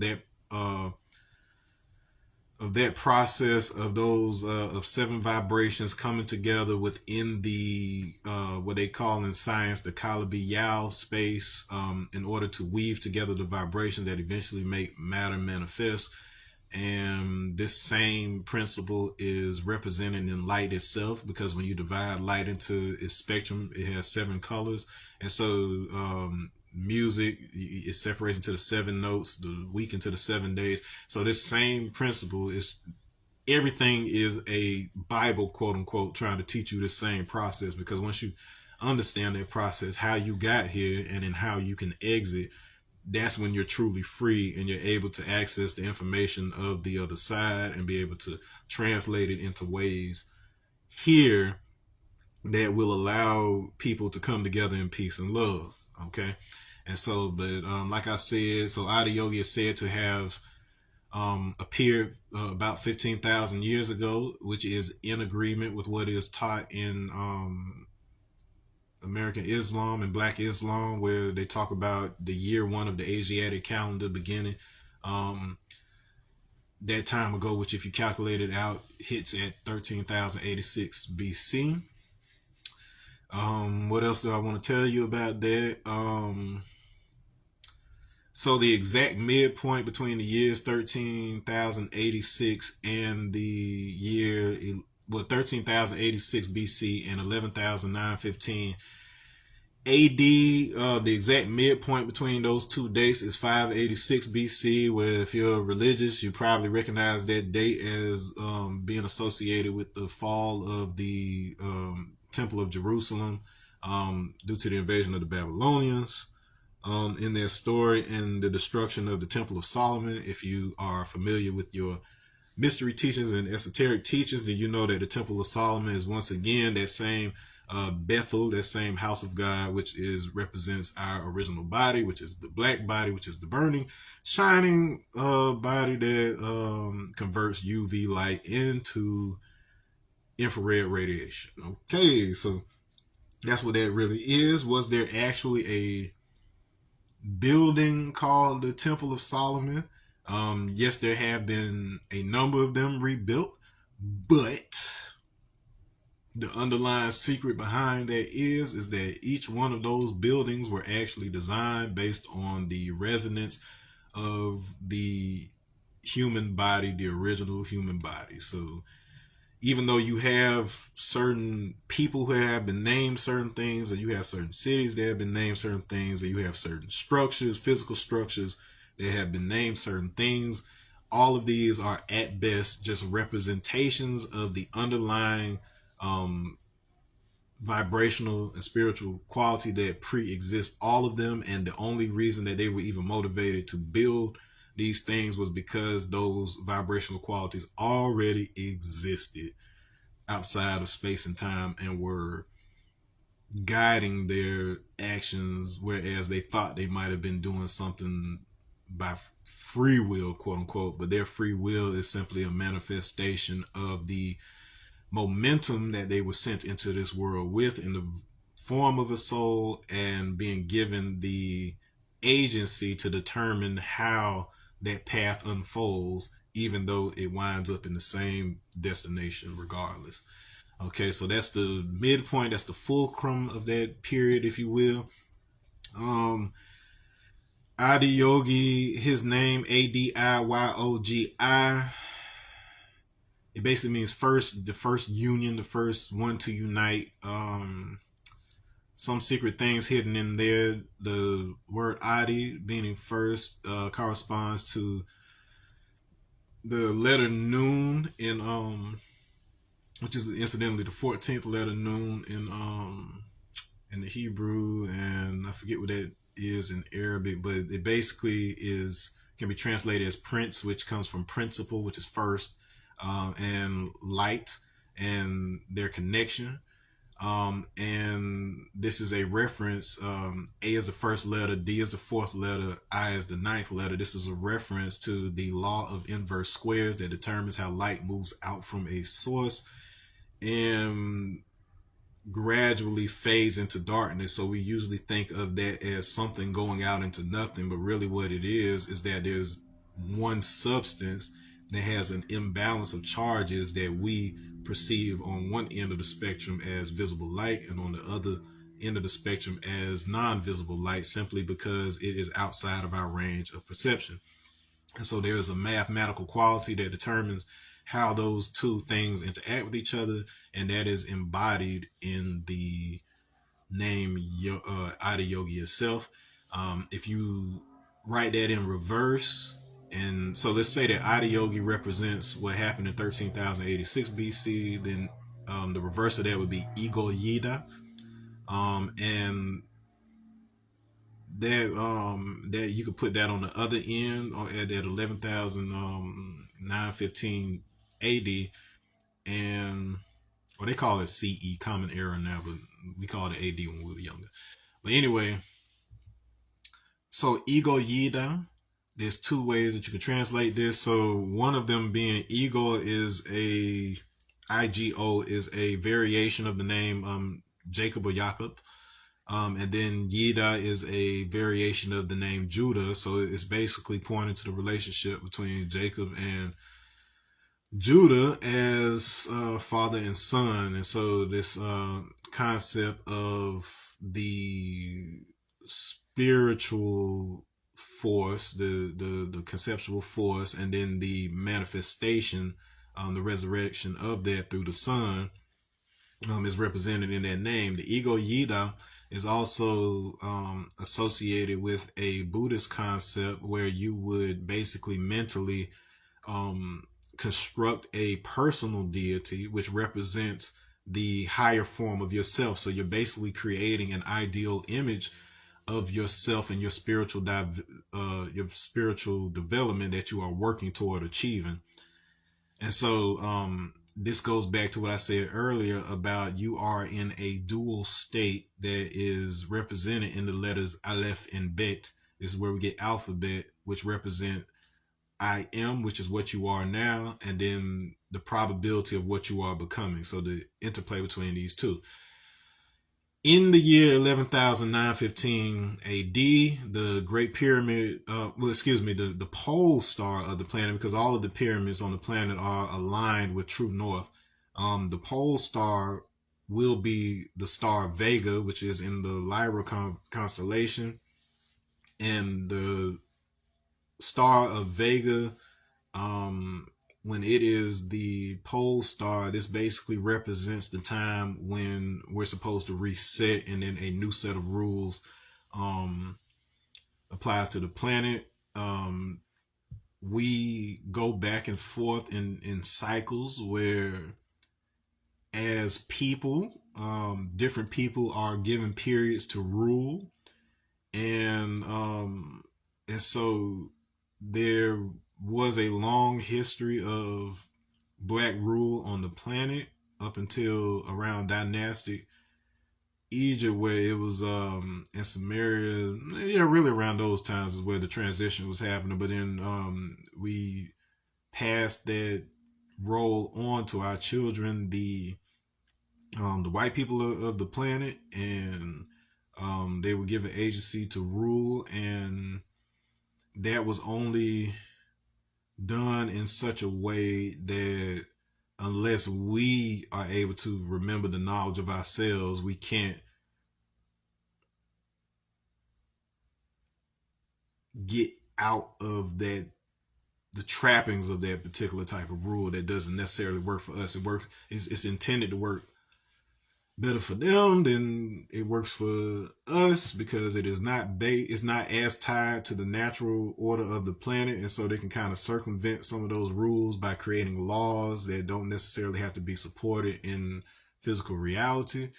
And that is a lesson for us to learn how to reconnect with the universe in such a way, and reconnect with the planet in such a way to where we can kind of balance that out and then create a harmony. So we're not all supposed to be doing the same thing. We each have a job, and if we're each doing our job, then those two things work together to where we can have, technological and civilization advancement in that way. But at the same time, we've got an entire people dedicated to the preservation and the integrity of the planet and the body, which is the temple, and things of that nature. And that's the ideal order as that regard. So it doesn't always have to be a oppression thing. It doesn't always have to be a conflict thing, but it is impossible to be able to assume the roles that you're supposed to be in unless you know what those roles are in the first place and how to get to that information. Right now, you can look at the tools video I did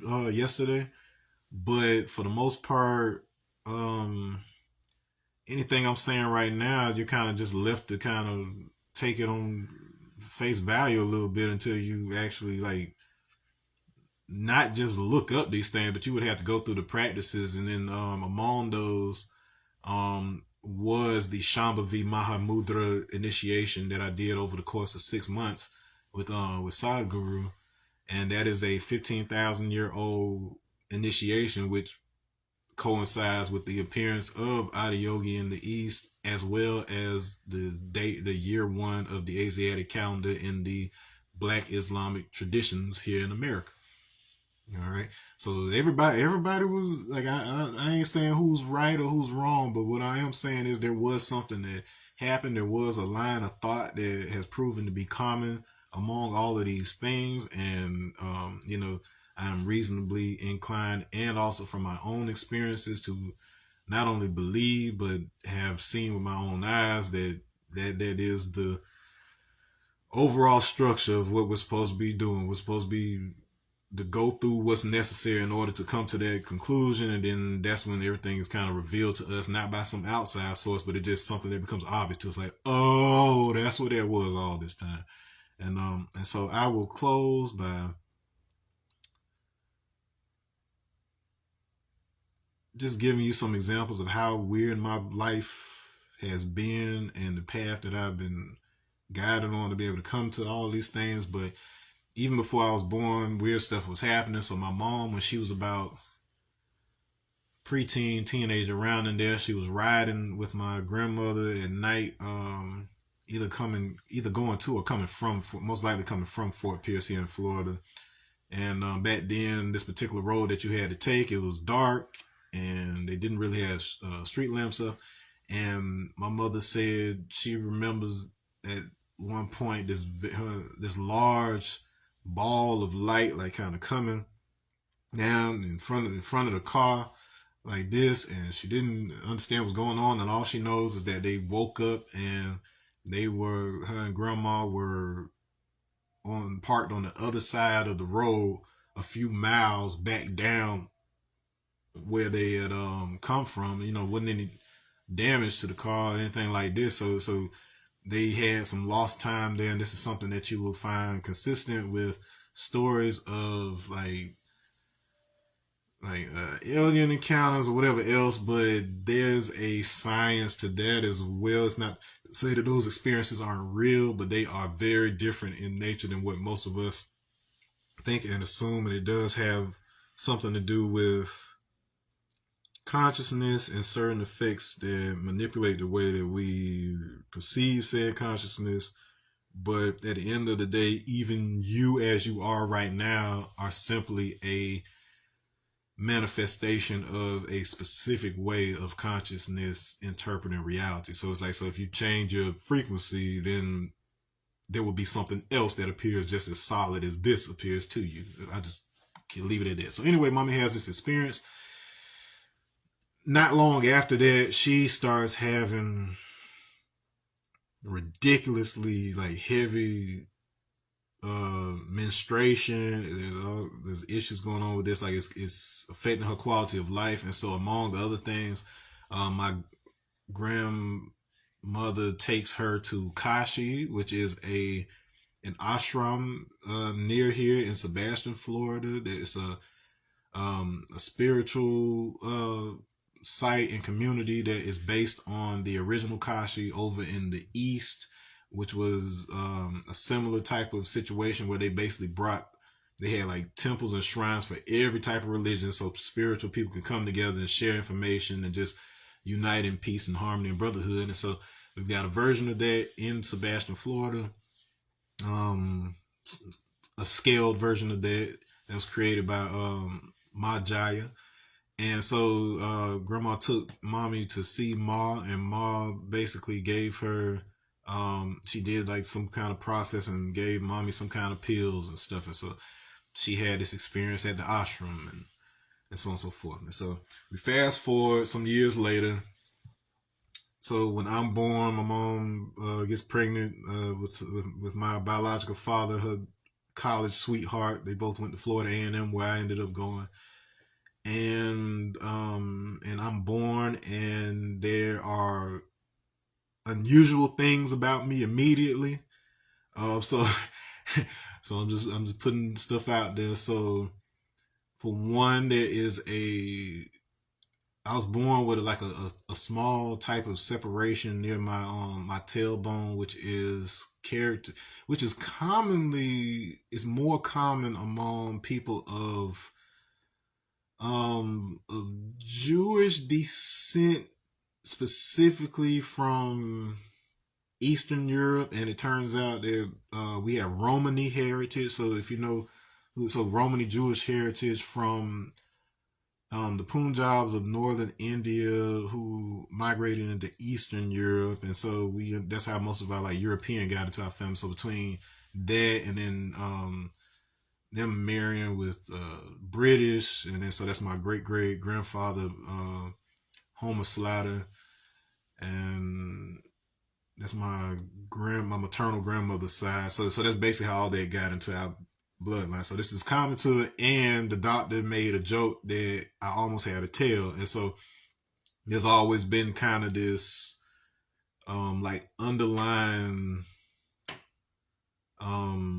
not joke, but like an inside something about like a parent to Hanuman. So you got this figure Hanuman in Hinduism and all of that, who's an incarnation of Shiva, and they usually depict him as a monkey, even though the race that they name in the Hindu text, the Vanara, means forest dweller. So it was not referring to monkeys. It was referring to West Africans who were dwarven during that time, misshapen during that time, lived in the forests and stuff. But that's a whole nother nutshell to get into, and it makes me mad because sometimes I go to Kashi and I look at that statue of that monkey, and I'm like, that's the exact same thing that they were doing during civil rights era, where they were calling us monkeys. But okay, neither here nor there. Anyway, so I get a little bit older, and I'm already reading and writing and things of that nature by the time I'm like 2, and with minimal help, and it's odd and eerie to the people around me, to the point that my mom starts to think that something happened to her when that light came down when she was younger and all this. So this is one of those things that she has had concern. It was an object, like a small hard object that was in her leg, that you could see it kind of move like up the leg over the years or whatever, like as it kind of, I guess it floated up with the blood flow or whatever. But like, this is something that's also been consistent with those types of experiences and stuff. So I'm not saying I'm like any of that stuff. That's not what I'm saying. All I'm telling you is what happened, what people were thinking during that time, and everything. It was just weird. And so um a lot of what I'm telling you about my childhood, I've witnessed it with my own daughter. I don't teach her anything, but she taught herself how to read and write, draw, play piano, all sorts of things. And I'm just like, did you just like inherit, just absorb this from me and my soul and whatever? Like it's amazing to see. But anyways, so when I was younger, when I was about 3 or 4, when my mom, and not my biological dad, but my dad that raised me, Eric Wyndham, when they were married, and this may have been either my sister was just born or it was just before she was born, but I was sitting in my room late at night in the dark. I woke up in the middle of the night for whatever reason, and then I look near the door and I see this. The best way I can describe it, it looked like a cloud of static moving through the dark, and then I watch this thing as it floats across the room, and then I do the double take to make sure I'm awake. I'm like, I'm fully awake. What the hell's going on here? and I see this thing float over to this. I have this like rocking horse thing. It's like one of those suspended horses or on springs or whatever that you can bounce and ride on. And it floats over to it where this horse is. I lay down on my bed, cover up my head, my covers. When I wake up the next morning, I look at the horse. My horse's eyes are completely black. His eyes are completely black. And I'm like, oh, hell no. And so I called my mom and my daddy in there. I said, look, now you know, just like I know, that horse used to have brown, realistic looking eyes or whatever. And now they are completely black. And they could not deny anything I was saying. So they took the horse and they put it out in the shed and it stayed there until we moved out of the house. And so they knew something was up. But in retrospect, it hit me when I got older that was it that something really moved through my room and changed that horse's eye color from that brown realistic eye to a full black eye? Or was it that in me saying that to my parents, it somehow rearranged our memory such that those eyes of that horse were always black, but in me saying what I said, it implanted the memory of them having been brown before. To this day, we do not know. And based on everything that I've learned and I've been taught, there's really no difference because outside of space and time, it goes both ways. So the thing that happened before that caused the thing over here is equally causal in the opposite direction. So something crazy happened there, and I'll let you decide for yourself what happened with that. Well, during that same period, this was a time where I was having out of body experiences where I would get up in the middle of the night, think I was fully awake, go into the kitchen to get something to drink, and then I would see what appeared to be a person, an entity standing in one of two windows that were in the living room, and it would just kind of startle me, and then I would wake up in my bed like I was asleep the whole time, but I know I got up to get water. And so in more recent times, I have learned more about what those experiences are, the reality of it, how it has to deal with this vital body, breath body, soul body that I've been talking about and things. And so once you have some control over that, and when it happens, then there are some amazing things that you can do that do fall very in line with some of the things that you have heard in scripture. And it is things that we are all capable of if we have the proper training and we condition our bodies, minds, and hearts to be able to participate in those things. And so, anyways, fast forward. So after that experience, I don't know if it's because of this, but my mom and dad put me in Middle Georgia Christian School. So pre-K, from K3 through K5, I was at Middle Georgia Christian School. And knew the books of the Bible back and forth, learned some Spanish during that time, all of that going on. And by the time I reached 11 years old, this is about the time where I start taking it upon myself to read the Bible for myself. And like I would hear the preacher say certain things that didn't line up with, it didn't sit right. And so I said, well, okay, well, let me go and let me see what Jesus said himself in the book. And so in me learning that, I was inspired. He said, like, Jesus became a man when he was 12 and started teaching and everything else. And so I felt like, well, what reason do I have not to take my spirituality seriously and in my own hands? And so one Sunday morning, of my own accord, I walked down the aisle and told the preacher to baptize me. And then he sat there, he looked around, he said, who sent you up here? I said, I sent me. And he was perplexed by this, and I have yet to hear of another child doing this. So I don't know what was going on with me. And my experience when I was baptized, I've not heard anybody else having an experience. Well, okay, I've heard things that were similar, but it might not have been in a baptism context. But so with my experience, when I go in, they had the whole nine set up, the pool set up, this, not some rinky dink operation, the good stuff. And when he puts me under, I recall my experience being as if I did not have to breathe. It was like, it was not necessarily that I could breathe underwater, but it was literally like I didn't have to breathe. and I'm looking up, and I saw like these like golden lights that I would not see again until an incident when I was 18 and saving my brother and sister from being pulled out by the riptide in the ocean. And I saw these similar kind of lights, um, and it felt like we were lifted up slightly, and then we made it back to the shore, and I was able to save them in that way. And but back with the baptism, like I've taken other people to get baptized in the past, and their experience wasn't like mine. Like and what it comes down to, what I learned is that whoever you are, whatever your resonance is, whatever your willingness level is, if somebody makes you get baptized, it's not going to take the effect that it's supposed to take. It has to be something that is willing and aligned with your heart and vibration, and it has to be performed correctly as an understanding of your acceptance of your calling that you were installed with. And that, I didn't know that at the time. I was just basically being compelled by instinct back in that time. But it's not going to activate what people think it's going to activate unless that's where your heart and mind are when it happens. So it's useless to you if you're not, if somebody's forcing you to do these things, it's not going to happen.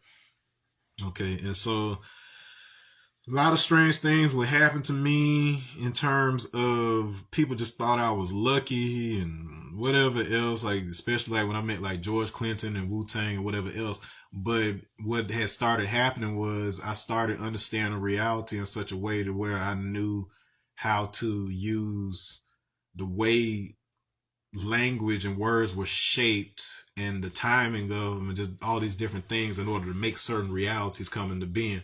And so like you hear people talking about talking things into existence, and then while there may be some advanced spiritual practitioners who can do that in a sense where they could literally say apple and then the apple falls into their hand, I haven't personally witnessed that, but I've heard plenty of accounts of things of that nature. But on some level it's the same thing where I would have certain conversations, or I would shape conversations in a certain type of way in order to activate a chain of events that would lead to the thing that I'm trying to manifest. And so among those things was me being able to meet and work with George Clinton, and the other being able to connect with Wu Tang, and I've had the opportunity to be in the studio and host a show and all sorts of things and build with them and all kind of cool stuff. And so I, among other things, was ordained as a Universal Life Church minister. Like I told you, I trained in qigong, tai chi, healing, and just general classes for those exercises, which made me, which allowed me to learn certain advanced techniques within the Taoist traditions. So that's yoga, so ancient yoga, Taoist traditions under my belt, classical martial arts because I was in Goju and Shotokan for quite some time. Had a Christian background. My mother was Muslim for a while, so I was exposed to that. Learned more about Hinduism and stuff like that later in life. Went through several initiations like the Hero's journey and these different things that are in esoterica. So all those things I had under my belt. Got the knowledge of self in 2019 from Allah See God. So I got 120 lessons, got my supreme alphabet, got my supreme mathematics, went through my fasting process, got my name, Energy Master Allah, during that fasting process, and have my life is pretty much manifested in the direction of that. My name means energy or information manifested and showing the truth of the all consciousness of Allah. So that's basically everything that I've told you today is based on the journey and my background through my college experience, through my independent study and research, and through my experimentation with practices and things like observations and standing in a love. I've gone through trainings associated with the very nature of reality and how what we say about ourselves programs what is possible for us and just things of that nature. And then people who have been around me have seen some of these things in action and whatnot. And so I hope that gives you some insight into your own potential and some of the confusion that has caused us to, instead of coming together, create further division. There are some amazing mystical things out there, but they are of no good to you or I until we have the proper understanding of those things, such that when our mind does what it inevitably does in creating our reality, it presents it to us in the proper way to where we can apply it and use it on that higher level. And it's not something casual, it's something to be taken serious, but something you can still enjoy yourself with and whatnot. And, you know, for as long as I can, I will be breaking down these types of things, introducing things to you, giving you tools that you can use in order to be able to, you know, see what I'm seeing, you know, and that other people that have been through these practices are seeing. We're having a shared experience there. And it's not, if you're feeling some kind of reaction with regards to disruption to your existing belief structure, just embrace it and really look to see what is it about what was said that caused you to have that reaction, and just know that the only thing that brings everything together is love and understanding, in the sense that we have to look at things as not necessarily being contradictory or not necessarily being wrong, but what information is missing in my understanding such that I can see the connection between these things. Because if all things come with the same source, all things are connected, but it's just that some things that connection is more obvious than others. And it is your job as a human being, as a emanation of God, to do that work of putting it together so we can have peace among each other. And so on that note, I'm going to end it. Probably go have me some breakfast or something. It's a beautiful day outside. Clear blue sky. I don't know if it's cold. Is it cold? Yeah, it seems a little chilly. It's been cold here in Florida, so it's been on fire over there on the West Coast. Send your love, prayers, thoughts to those folks. It's been freezing over here, so send some love over this way too. But on that note, I'm going to say peace to y'all. Ask whatever questions you have in the comments. I'll try my best to address those, and I will see you next time.